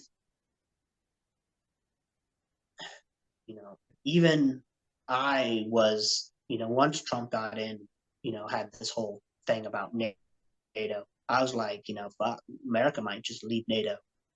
Other countries might just, leave the alliance and whatnot. And then you just don't understand that it's Ukraine wants to make its own choices and do what's best for it. And same with, Poland and all these other countries that joined NATO directly. Yeah. Yeah, well, NATO was, invented to combat the Soviet Union, and there was a lot of question, like you said, of do we need this anymore? And this war has now added probably a 50-year lifespan to NATO. Of well, now for the next 50 years, everyone's going to remember that this is the reason we have this and put money into it. And this way, you've got Finland and Sweden, sticking up their hands, going, especially Finland. Shares a large border with Russia, still got disputed territory, and alliances, like sort of pacts with Russia about joining NATO and whatever, and Finland going, fuck that, we want in, because now we don't trust it, and sort of shot themselves in the foot. Russia shot themselves in the foot a little bit, because it gave reason for NATO to continue existing and has strengthened that alliance, and it absolutely has. Well, after 2008, after Georgia wanted to go into NATO, right? Georgia wanted to join NATO. Russia didn't want that, so they created a um, border dispute within Georgia. And they're like, oh, the Russian-speaking people of Georgia, they're being oppressed. And, oh, we're being oppressed. And everybody in the world needs to understand that. We Russians are being oppressed in these countries. And prior to this, nobody cared. Nobody cared as in, if you were Russian speaking or not. You weren't being singled out for, your ethnic background. And, Russia's like, oh, this is happening. And he's going on to TV and using their news system to say, hey, look, this is Russia, Russians are being persecuted, and then you being a Russian, you're like, oh, why is Russia being persecuted like that? That one girl that was in Brazil or something, and she did that Instagram or TikTok video where she's crying about, we've never been violent towards anybody. Why is everybody not like us? I mean, they're so blinded by what their propaganda, spoon feeds them. Mm. And I wonder if the world acted how Russia's acting right now regarding, like you were saying about territorial disputes with Finland and Russia. What if Finland was like, well, St. Petersburg used to be part of Finland, so we're going to take that back now. There's a portion of Russia up near China that Russia annexed back, I don't remember when they annexed it, but Vladivostok and stuff used to be part of China. You got those islands near that Japan. Are near Japan and stuff like that. What if Mongolia just says, you know what, we used to have all of this? Yeah. And then, I mean, the world's going to be an interesting place in the next 10, 20, 30 years. Yeah. After what's happening here in Ukraine. Yeah. Oh, yeah. One of the big ones I do understand, though, is that the idea of America getting away with so much shit. And the thing is, and this is where I really push back against a lot, is where I'm like, you can say that two things are bad. You don't need to depend on your side. As I will say, I wholeheartedly believe this invasion on Ukraine is terrible, it's bad. And people will then try and justify this invasion by, well, look what the US did in somewhere like Iraq. And I'm like, you can say that both are terrible. You can say that both are unwarranted and terrible, and they've done shocking things to the civilian population. But just because America has done that doesn't give you the right to do this, and vice versa. Because if we go down that path of, oh, you did this, you did that, well, fuck, how far back do we want to turn the clock? It's the justifications that I see, and I see this everywhere. I see this both sides, whatever, justifications of horrific shit. And I'm like, no, like, stop trying to justify things just because it aligns with your maybe political belief that you know is incorrect. Yeah. Or they romanticize. So what got me interested into Ukraine was my romanticized view of Russia and Russian culture and everything, right? So way back in the day, I had no idea what communism was, but I had liked a lot of Russian things, and communism was Russian, distinctly Russian. And I was like, well, communism's good. I had no idea, like, the actual true, scope of how everything was. And I would just blindly follow, like, Russian and communistic belief systems. And I was like, oh, America would have been better off if we did this. And then I learned about why things happen the way things happen. Yeah. And as I started to learn about these things, I was like, no, this is actually a stupid fucking thing. Yeah. And if you're just romanticized, so I think, Russia was always the villain in like all the movies and video games back when I was growing up, right? Yeah. So the Soviets and whatnot. But then I would like read World War II books, and I was like, oh, but Russia, Soviet Russia, and the United States were allies, back during World War II. I was like, well, you know, I don't know. I think I started having the thing for, the Soviet Union because then it collapsed. One of the first memories I kind of really had was watching the news when Russian tanks and the APCs were rolling back over that bridge, leaving Afghanistan in the 80s, in '89. And I was a few years old then, but I remember that on the TV screen. I thought it was cool because it's tanks and stuff coming over the bridge, and it didn't, it didn't resonate with me, and I just had this romantic view of Russia. And I see a lot of people, especially in the West, in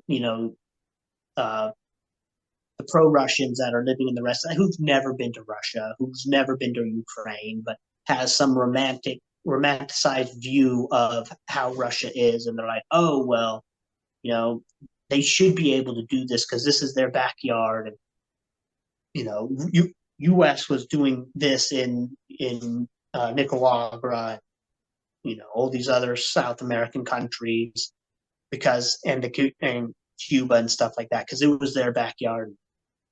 It's still wrong if a country's coming in to, um, you know, impose their will upon another country and then expect things to go differently. It still can be wrong. It's like you said, it's still wrong. It's just you can't expect the people who live in these places to want to think and be like you. Yeah. Yeah. And I'd say the exact same thing if Ukraine started rolling, into the border of Russia, say pre-war time, if that's we're just going to start taking that land, I would have said the same thing. Mm-hmm. I think, it's, you shouldn't justify things just because it aligns with your political belief, if that makes sense. Yeah. It's hard, and I've been very outspoken on my channel, completely, saying how terrible war crimes are and executions, and there are videos from both sides of executions, and I will never downplay that happens. Now, of course, one side is responsible for a lot more than others, but either way, and I'm like, no, that is a war crime. I don't care what uniform they've got. I don't care if they've got an Australian uniform on. If a POW is executed, that is a crime.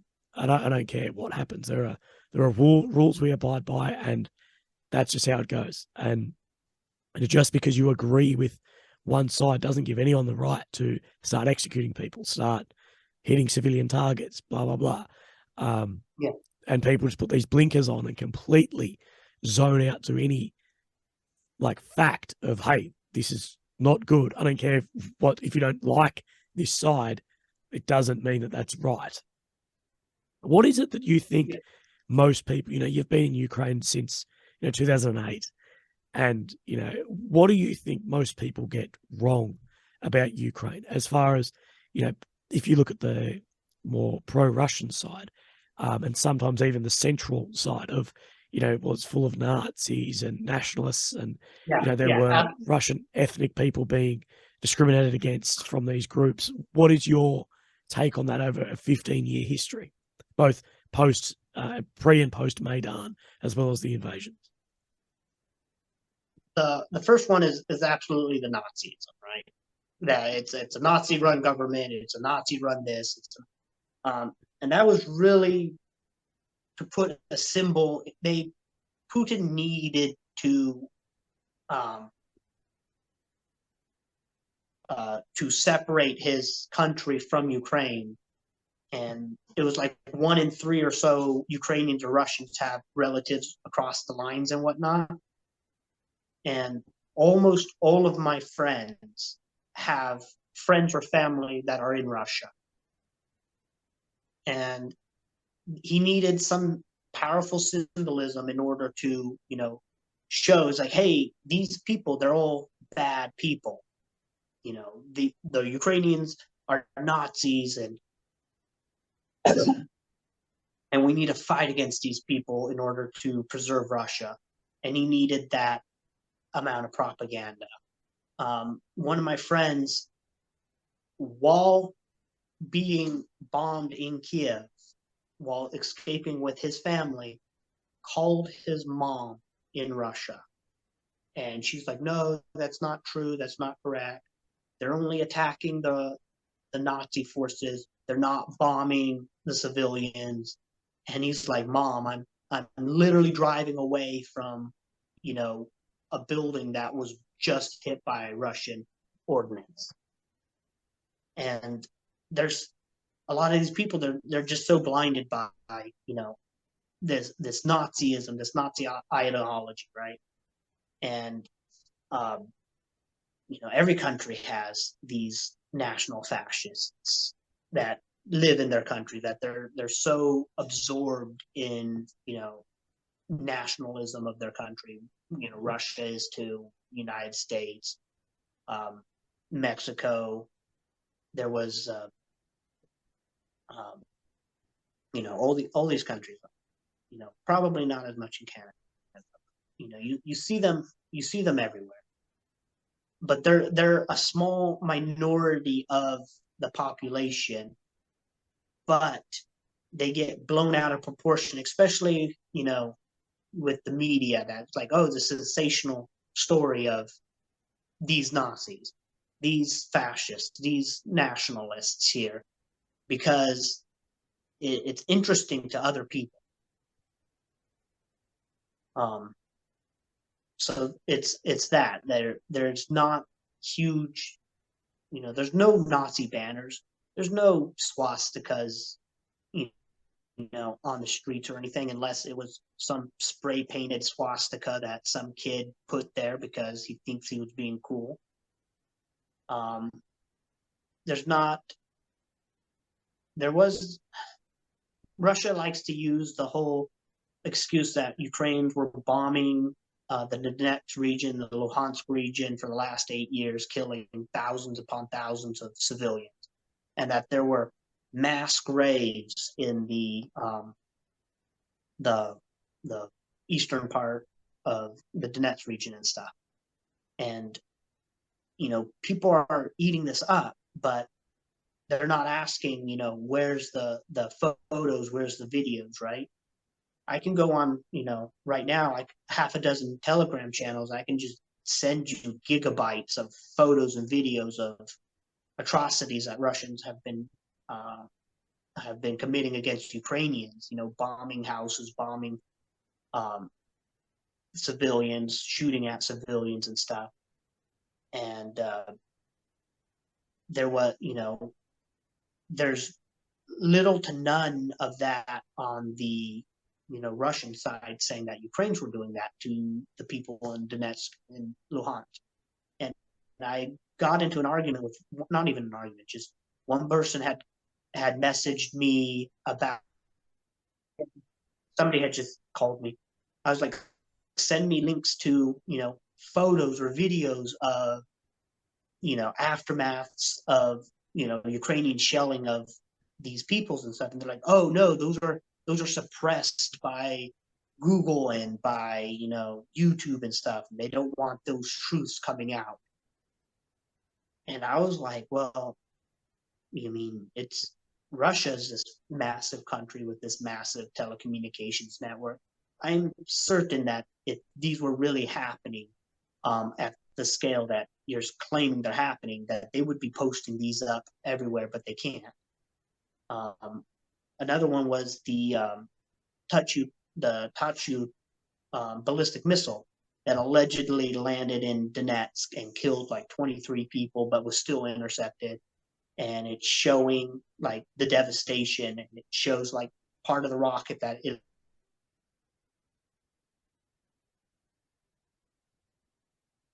there's no crater in.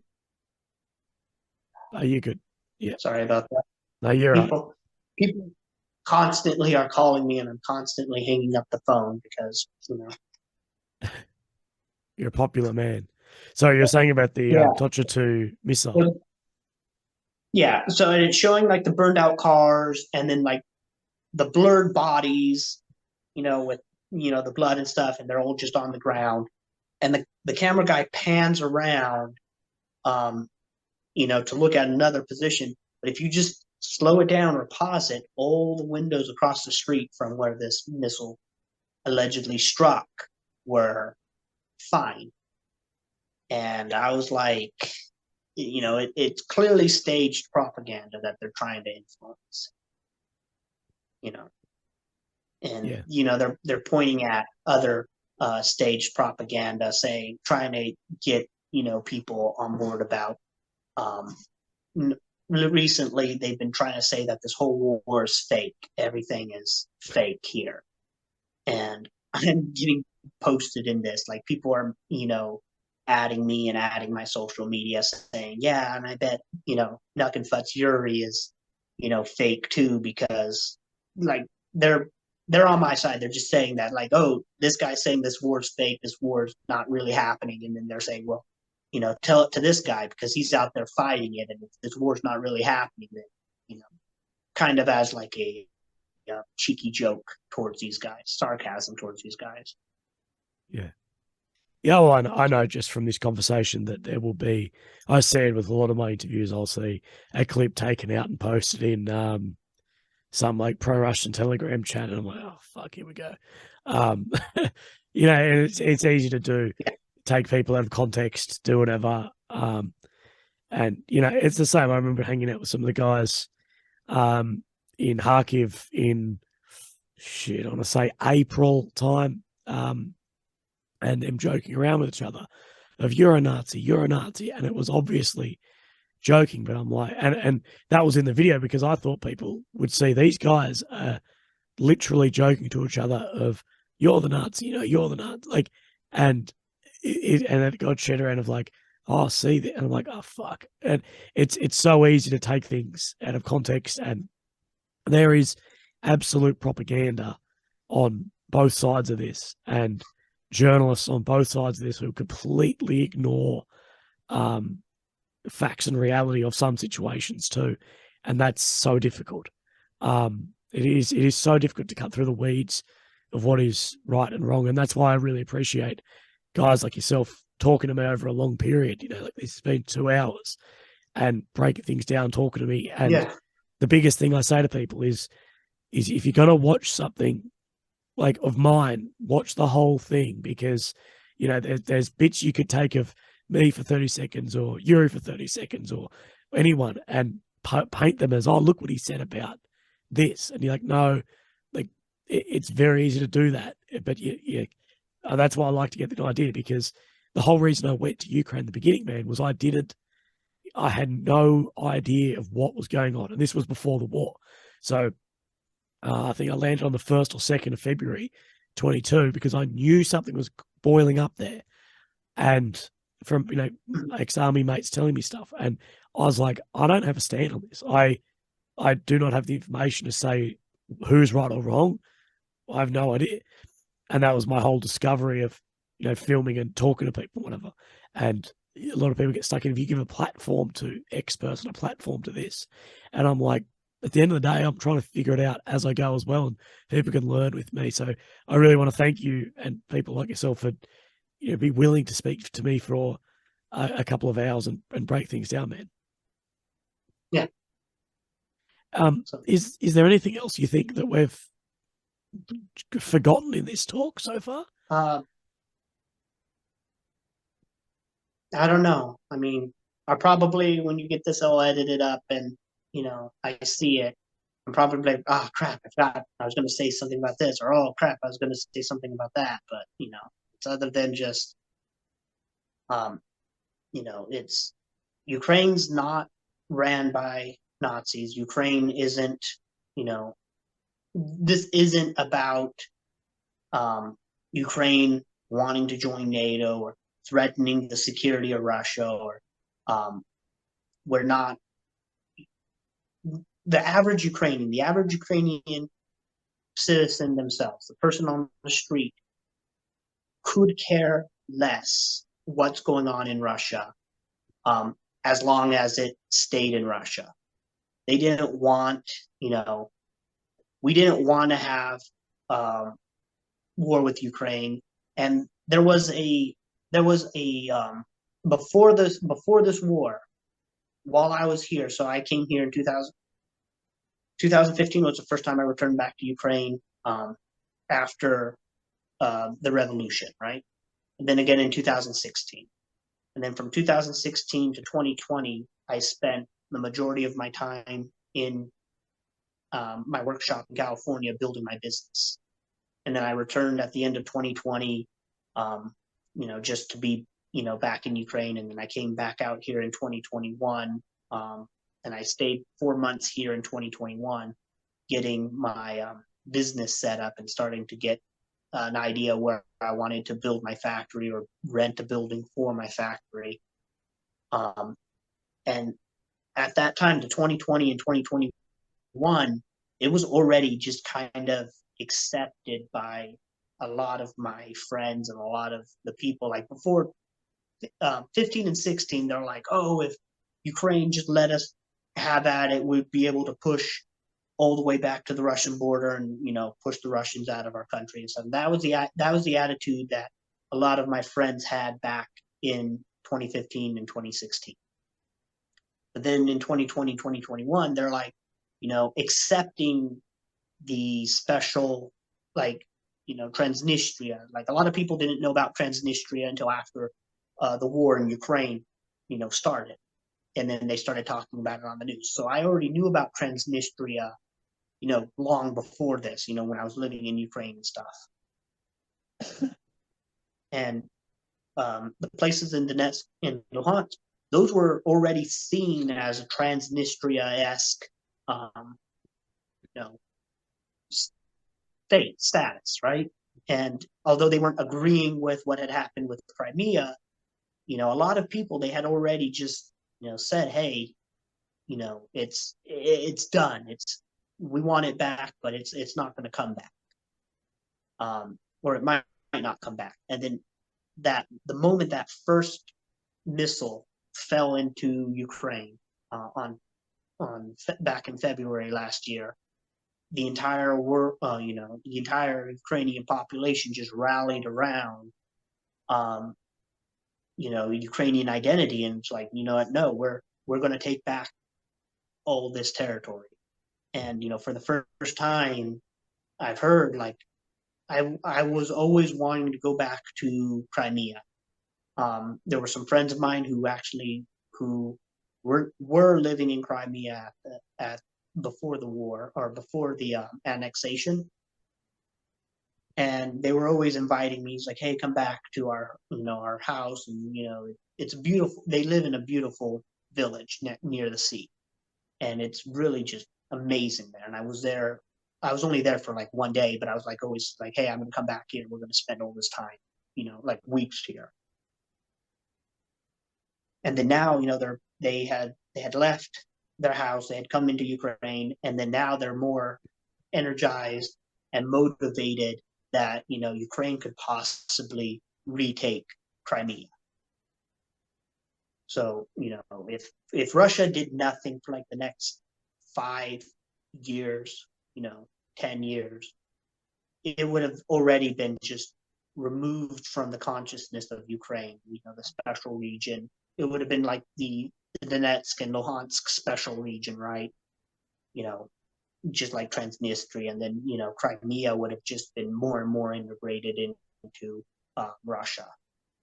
And I see that if our operations are successful, a lot of the Russians that have moved to Crimea after 2014, that have relocated there. There was a lot of incentives and stuff for people to move to Crimea from Russia. I see a lot of them fleeing back to Russia, believing the propaganda that Russia has pushed in about how brutal Ukraine is, and how this country's is, that they're going to just they're going to leave and there's a strong possibility that maybe not this year. I don't think this year, unless something dramatically changes on the battlefield. But 2024 is possibly the year that Crimea will return back to Ukraine. So 10 years after it left, it's going to reunite with Ukraine. Yeah, yeah. Look, I don't know where I think this is going to go, but I know that the battle for Crimea will be absolutely intense because Russia's had 10 years to build it up. Mm-hmm. And unlike a lot of the territory Russia hold now, if Russia loses a little bit of territory in the east or the south, whatever, at least to Russia's access to the Black Sea, whatever, whatever. Crimea, they need that. Well, don't need it, but as far as tactically, strategically, that is very big for them to hold. And yeah, the defensive and they can put in there is incredible. Yeah, and the avenues of offensive from Ukraine is not great. Like Ukraine does not have a navy. Paratrooping is not going to happen. Amphibious landing, the odds of it, at least at mass, is low. So you're coming across small entry points. And I agree as well that Russia has very small, they've got the Kerch Bridge across Kerch Strait. I agree, but they've got years to move things in and build things up. And Russia still has a very big and powerful navy, let alone the memes. well, yeah, I think Crimea is a very dangerous operation. Yeah. And, if Ukraine's able to cut down to the Azov Sea, they're able to retake Mariupol and Verdansk, which are two large ports on the Azov Sea that have been used to reinforce Crimea with through shipping. I see that if the bridge is gone, those two ports are recaptured. Russia only has a couple more ports on the, I don't remember the names of the cities, that they would be able to resupply Crimea. I mean, in next year, we could be hearing that the United States is transferring, 100 AAVs, the amphibious tracked vehicles, to Ukraine. We could hear that, Romania sold Ukraine it's some like old frigate or something, right? Some, so and so, Turkey just sold Ukraine a diesel submarine. We don't know what the packages are going to be. So I remember, like I said, I've been fighting here since 2015, right? And back then there were no NATO weapons, right? If you saw a dude rocking an M4 or a 5.56 rifle, that was his civilian rifle that he legally owned here. He bought it at the gun store. It's semi-automatic, but it wasn't provided by the West. We didn't get javelins. We didn't get stingers. We didn't get any of the heavy Western weapons until recently, right? The Obama administration. There was like this huge thing about when they sent up armored Humvees to Ukraine. Yeah. And that was like the first, kind of lethal aid to, lethal aid package that Ukraine was receiving. And there was uproars about that and how that would escalate things. Now we're about to get Abrams. We're going to get Bradleys. We're going to get who knows? Next year we might have F-16s. The MiGs that they're trying to bring over, that they're going to be bringing over, the MiG-29s. They're working on getting Western missiles, right? So we had the HARMs, which were basically jury-rigged to fire off of these pylons and stuff, but air-to-air and air-to-ground missiles, precision air-to-air and air-ground missiles. They need a lot more in order to be able to be effective. And I'm certain that there are companies out there right now developing software or radar packages that can go into these MiG-29s that could convert them in order to fire these air-to-air missiles. Of course stuff. there is, because there's a shitload of money in it. Like, and I would say this, that for not 1 second think that civilian private military industries give a shit about who they're selling stuff to.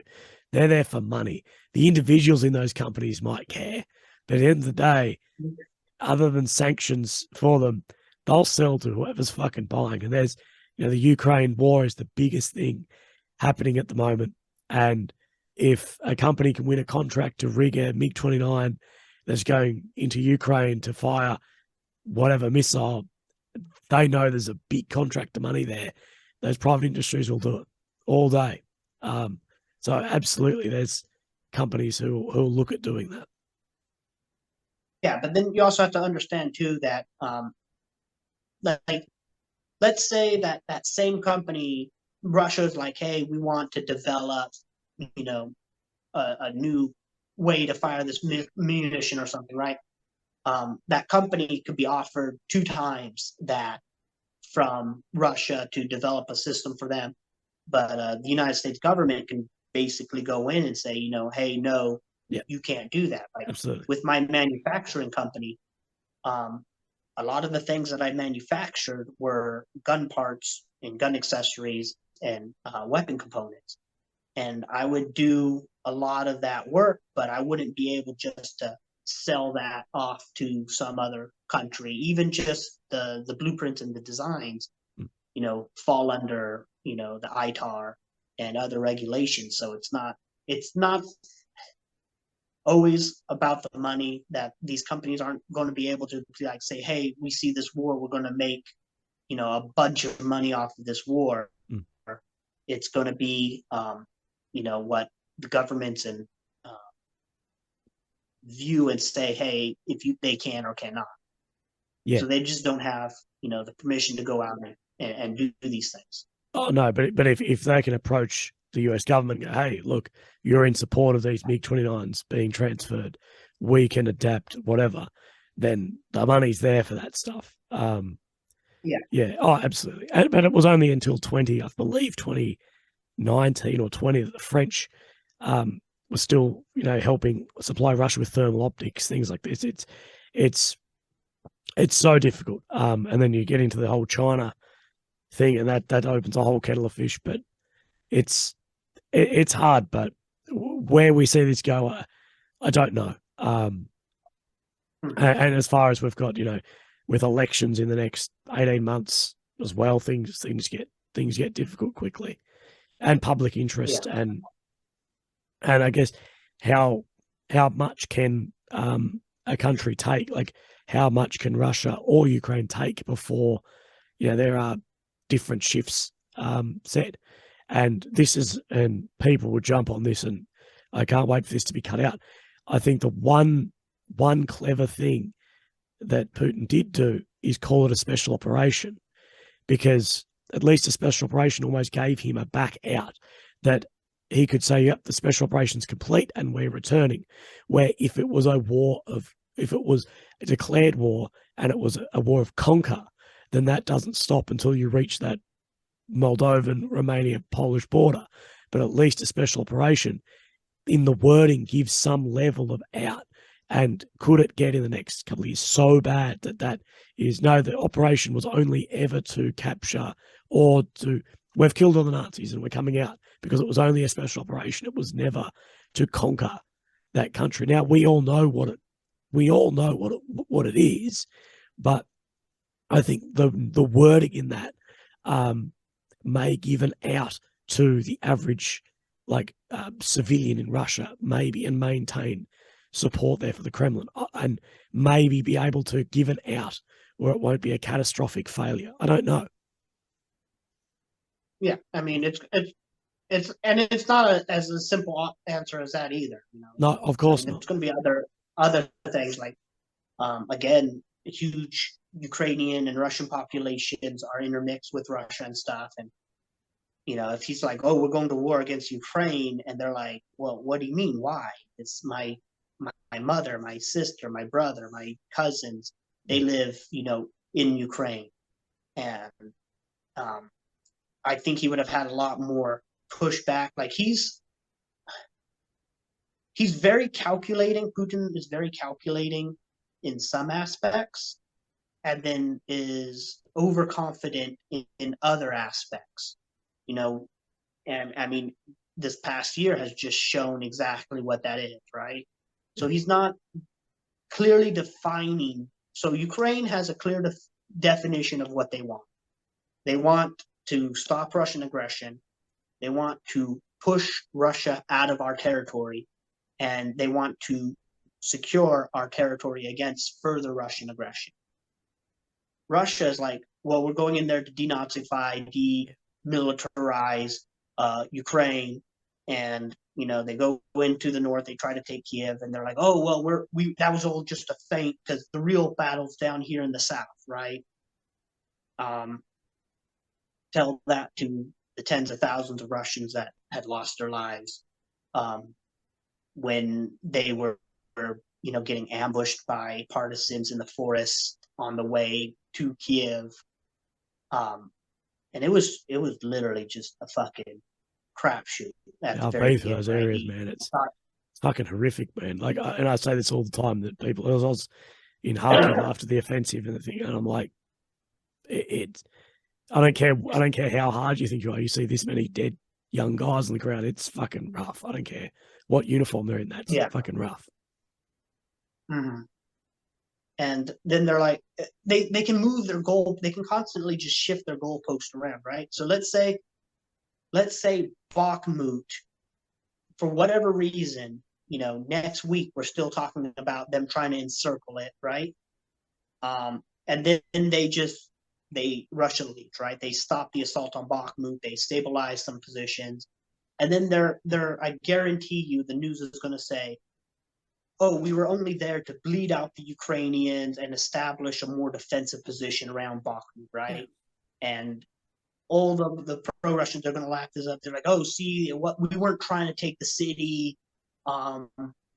We were only trying to bleed out Ukrainians' capability, and we're just trying to defend. We're just trying to build up the defenses there more. Or if they do take the city of Bakhmut, it's like, oh, see, they were like, I get it every day. They're like, oh, they just they captured this part of this village, or they captured this village, and then some pro-Russian guy would be like, hey, you should go up to Bakhmut. It seems like they're doing very well up there. And I was like, what? Because they captured a kilometer of land after the Ukrainians had to pull back, but they've been doing it. I was training guys in Bakhmut back in June, right? And we would get occasionally artillery into the city. It was nothing big, but I was training these guys on the AT-4s and stuff like that. Like, we knew that area was going to be, at the time they had Russia, the offensives hadn't happened, so they were still on the outskirts of Kharkiv and stuff like that, and they were trying to connect. Bakhmut originally was supposed to be, encirclement of the, Lysychansk and Severodonetsk area. Not Lysychansk. Yeah, it was Lysychansk, right? The city right next to Severodonetsk. Yes. Yeah. They were trying to encircle that and cut off the Ukrainian military there, and and it's still 8 months later, they're still slugging it out there. So if whatever Russia does, as long as it walks away with slightly more than it has, right? If they have a land bridge, if they're able to walk away from this war, and they have a land bridge going to Crimea, it's like, hey, we secured the land bridge going to Crimea, we liberated all these territories from Ukraine, and this is now our stuff.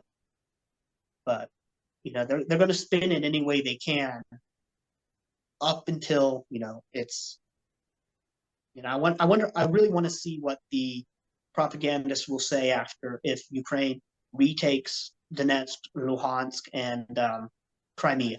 Like, how are they going to respond to that? Yeah, but it's hard. They might say, we only lost all this because NATO was involved secretly with their secret cyborg enhanced army that crushed all of our soldiers. Oh my God. I have a photo up on my Instagram, and it has, half of my face from 30 minutes at, or no, it has one face at 30 minutes after the explosion, and then one face where it was literally 10 days, right? So all I had was a cut on my nose. My nose was a bit swollen.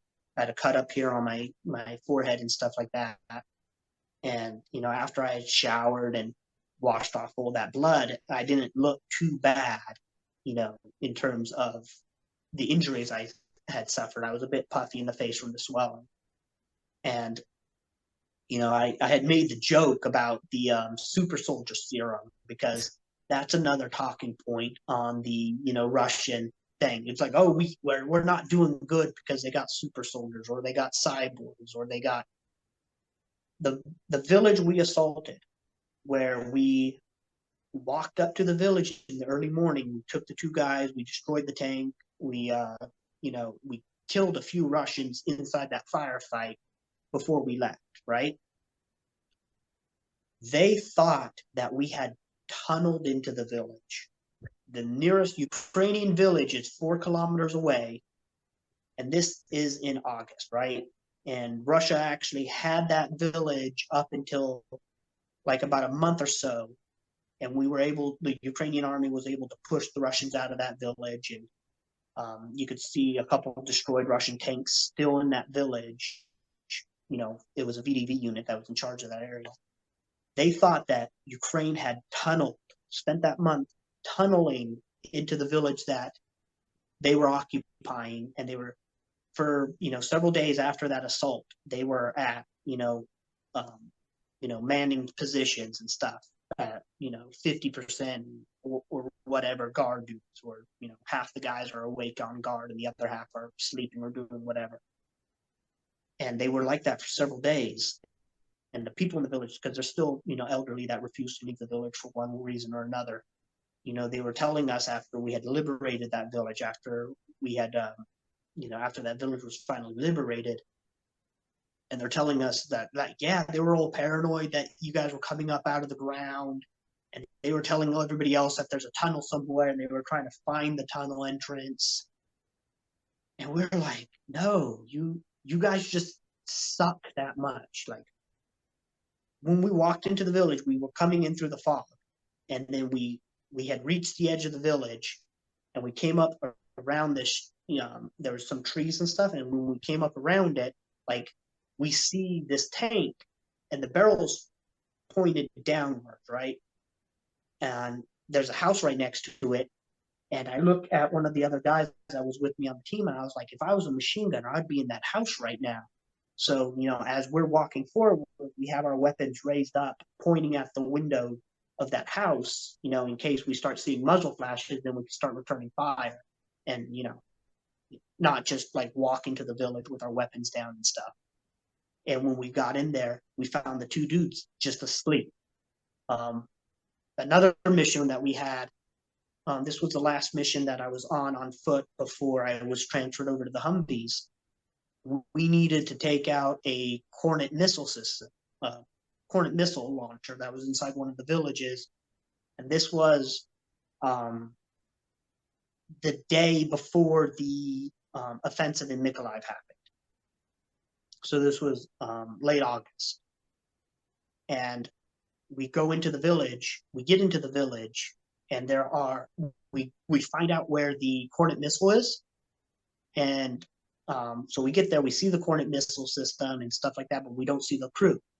They're in the house right next to where this missile was in place. So it was a farm, a yard, and they had dug this trench position. They had covered it, and then they had the missile system right there.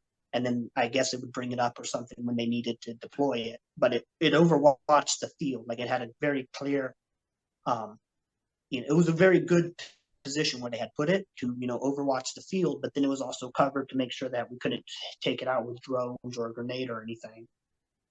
And these guys were sleeping in the house. And the team that went in just went in, and they like woke them up one at a time. They're like, hey, come over here. And like, the guy was like, it's a Ukrainian soldier, and he speaks Russian, but he doesn't speak with the accent.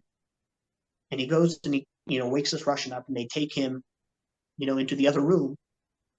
They subdue him, and then they wake up the next guy. And we did it to all three guys. And they just took these guys and they took them out to the Ukrainian lines, marched them back to the Ukrainian lines, and then myself and my team stayed in the village because we needed to. We were in charge of setting up a anti-tank ambush in case they would push through the village with their armor. Where we were located was right behind the enemy lines, and they would not expect guys with AT-4s to start attacking the tanks and stuff from the rear and stuff when they would push through. But they don't have the disciplines that we have here in the West, especially when it comes to security and stuff. Yeah, well, that's hammered in. That's just hammered in, isn't it? What's that? That's just hammered in, like that security and all-round security and whatever. Sorry, it froze. Sorry. I said, yeah, they have none of that. Right? That all-round security is just hammered into us. Yeah. Mate, have you witnessed anything like that? We've seen some incidents of POWs being executed, anything like that? No, all the POWs that we've taken. There were even a few POWs that were injured. I still have a video that I want to. There's a few videos that I still want to kind of make and produce, but I haven't gotten around to doing them yet. One of which is an unboxing video of some Russian body armor that I actually have here that I've been meaning to record. But, when we've taken POWs, we've even given them medical aid, right? We had one POW. I mean, they have very shitty medical supplies in their IFACs and stuff. And then we get all these Western IFACs come in with cat tourniquets and Israeli bandages and all that other stuff. And, our medics have patched up their POWs, and then we've taken them to the, our areas to get processed, and then we've taken them to our hospitals to get them healed, because these guys are intelligence assets. And especially we are a reconnaissance intelligence group. So we work closely with Ukrainian intelligence, military intelligence and stuff. So for us within our group, we're going to, if I shoot a guy and, it's going to be, something that this guy, he's going to be able to survive and stuff. And we have that opportunity. We're going to make sure that we're going to fix him up, and we're going to help him, because, it doesn't matter if this guy had just come to Ukraine, it was mobilized a week ago, and, last week he was, in his home village, and then now he's on the battlefield of Ukraine, or if this guy was in the Russian military before the war and stuff, and, we're gonna utilize that intelligence aspect of it. I've seen I've seen plenty of videos, and I've even seen Ukrainian soldiers that have been executed inside our trenches. We've had, a lot lately. Some of the stuff that we've done was QRF related stuff, where one of our positions get attacked. We go out in our Humvees to provide that level of suppression or counterattack, right? So the worst time to be, like, if you do an attack, you have that window where you had just taken the position, but you're now about to lose that position from a counterattack, right? So you have to be prepared for a counterattack. And, you've expended a lot of your ammunition and your equipment to assault that position, and you haven't been resupplied yet. So we try to, get into there and counterattack before they have an opportunity to resupply. And they've killed off all the Ukrainians in that trench. And I can't say for certain if any of our Ukrainian guys had surrendered or not, what had actually occurred. But, well, we see it. I've seen the videos of the Ukrainians shooting the Russians. And I don't, I'm not there. I was never there. There was that big one with the guy that came out shooting, and then, you had it was a dozen or so Russians, and that one dude came out and started firing at the Ukrainians, and all the POWs were shot. Again, I don't know what had transpired or what happened in that cut film, that cut footage. But I mean, it makes it harder. You know, the other night, not the other night, the last mission my guys went on, where we had captured the POWs I was telling them about. One of those Russians actually committed suicide in the trench, and his buddies had surrendered. And we think that he committed suicide because he watches, the propaganda of Ukrainians executing Russians, or Russians executing Ukrainians, or Ukrainians seeing that the Russians execute Russians, or Russians executing Ukrainians, and it feeds into this perpetual machine of just anger and resentment towards the enemy. I mean, once you're no longer a threat to me, I no longer have resentment towards you. Yeah. I'm not going to let down my guard, and all my guys understand that the enemy is a threat until he's no longer a threat. And you're going to have to live with that choice to how far you're going to take it, right? So there's no magic bullet for this, how to decide what happens. Like, you can't like, if we go and raid a trench, and so, right, like the one where it was the Wagner fighters dressed up as Ukrainians and they shot the 2 Ukrainians in the trench. Yeah. We Yeah, had the one guy, he looked like he was surrendering. Yeah. You had the one guy, it looked like he was surrendering. And you had the second guy that was holding onto his weapon, and the guy just shoots them both. I wasn't there, you weren't there. You're not here in this country experiencing this stuff, so you don't know, what's going on and stuff. But ideally, it's just great. It's just better if Russia left tomorrow, if Russia just packed up all their stuff and went back over their borders tomorrow, Ukraine wouldn't pursue them, in the military sense. Ukraine's still going to pursue Russia after all this. Sanctions are still going to be in place in Russia, and we're going to have to figure out how to bring all this to an end, regarding how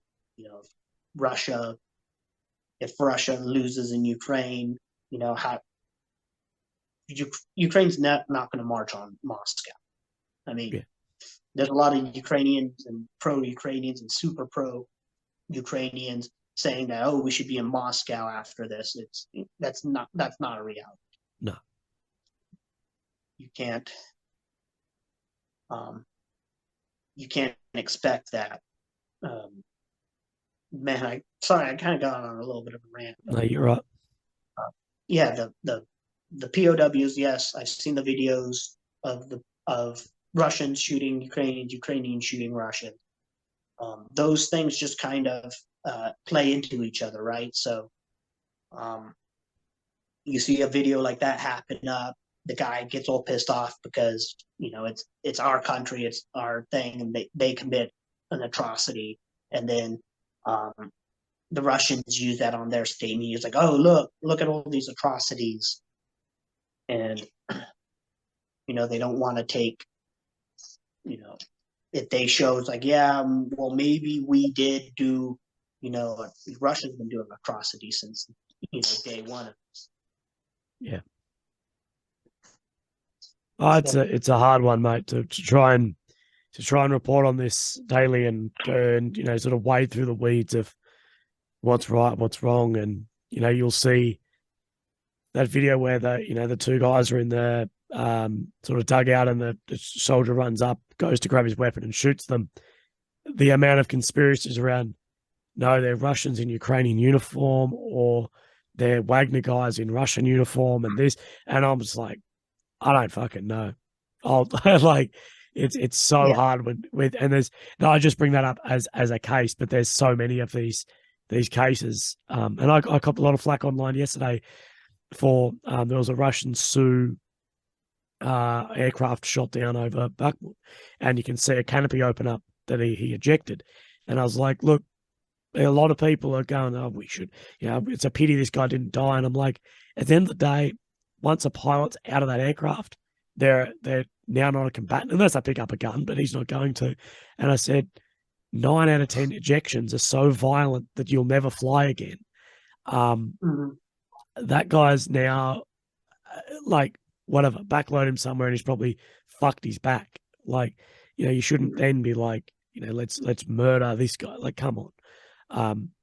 I'm just on the side of I just want to see less people die, and sadly, Yeah. that's not going to happen by the end of this war. It's with, and I'd say we haven't seen the worst of it yet, sadly. Well, it's the one thing that I want to tell the people that are watching this, that are witnessing this right now. I'm actually here. I'm actually fighting. I have all this video evidence of me actually fighting and surviving. I do not get pleasure or enjoyment. So the Hornet missile that took out my Humvee, because of how I saw it fire, I saw where it fired from. We were able to triangulate where it was, and we ended up taking it out and the crew with it. But I don't, and there's the guys that are at the base and stuff. They're all happy. They're like, yeah, woohoo. But I don't find any joy or fulfillment that these guys who had no idea who I was tried to kill me, and I witnessed, their last moments on this planet. I hold no ill will towards those guys. I do continuously have ill will and resentment to the people who are, the Russians that are coming here and continuing to fight. I do have ill will and resentment to the people that are online in the comment section saying, oh, well, everybody, my side is right side, your side is wrong. Our side should kill everybody on your side, and everything will be that way. You have no idea what goes on here. You watch this through several filters, right? You are so far detached from what actually goes on in war out here that you would have you might have the same opinion, but you might have a different opinion on when it happened, right? I hate the Russians that believe into this propaganda and that want to, um, believe that what they're doing in Ukraine is right or justified. That they want, that they feel that they're entitled to ruling Ukraine, or feel that Russia is entitled to doing what they want in Ukraine because, like, America does this to other countries, or however. But you don't. I don't have any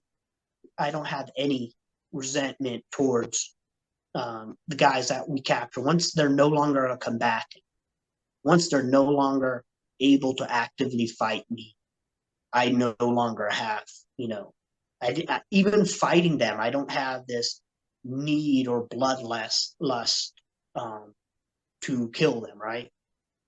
I don't even identify. You can't identify individual people when you're out here fighting, right? I see muzzle flashes, I engage muzzle flashes. I see a guy carrying a rocket, I engage a guy carrying a rocket. I see a tank, a BMP, a BTR, or something. I engage it with anti-tank, right? So for me, in that moment, It's about me being able to survive. And then after that moment's done, I move on to the next moment. But if we took prisoners or if we took injured Russians, it's no longer for me. Those are no longer threats to me as long as they don't make themselves appear to be a threat, right? When we take POWs and stuff, every one of them that we've ever taken, they've always had, their hands up. So they will come, out of their trench, out of their fighting positions, out of the house. They would have their hands up. We put them down real quick. We search them for any weapons, explosives, knives. We bind their hands if we're able to, but, we load them up and then we get them out of it. Like, we're not out there trying to brutalize these guys. And even if we, there's been situations where we've had a long, hard fight in order to capture these guys. Team members of mine injured or maimed in the pursuit of completing our objective. And I don't have any remorse for the ones that I've killed, and I don't have any resentment to the ones that have survived.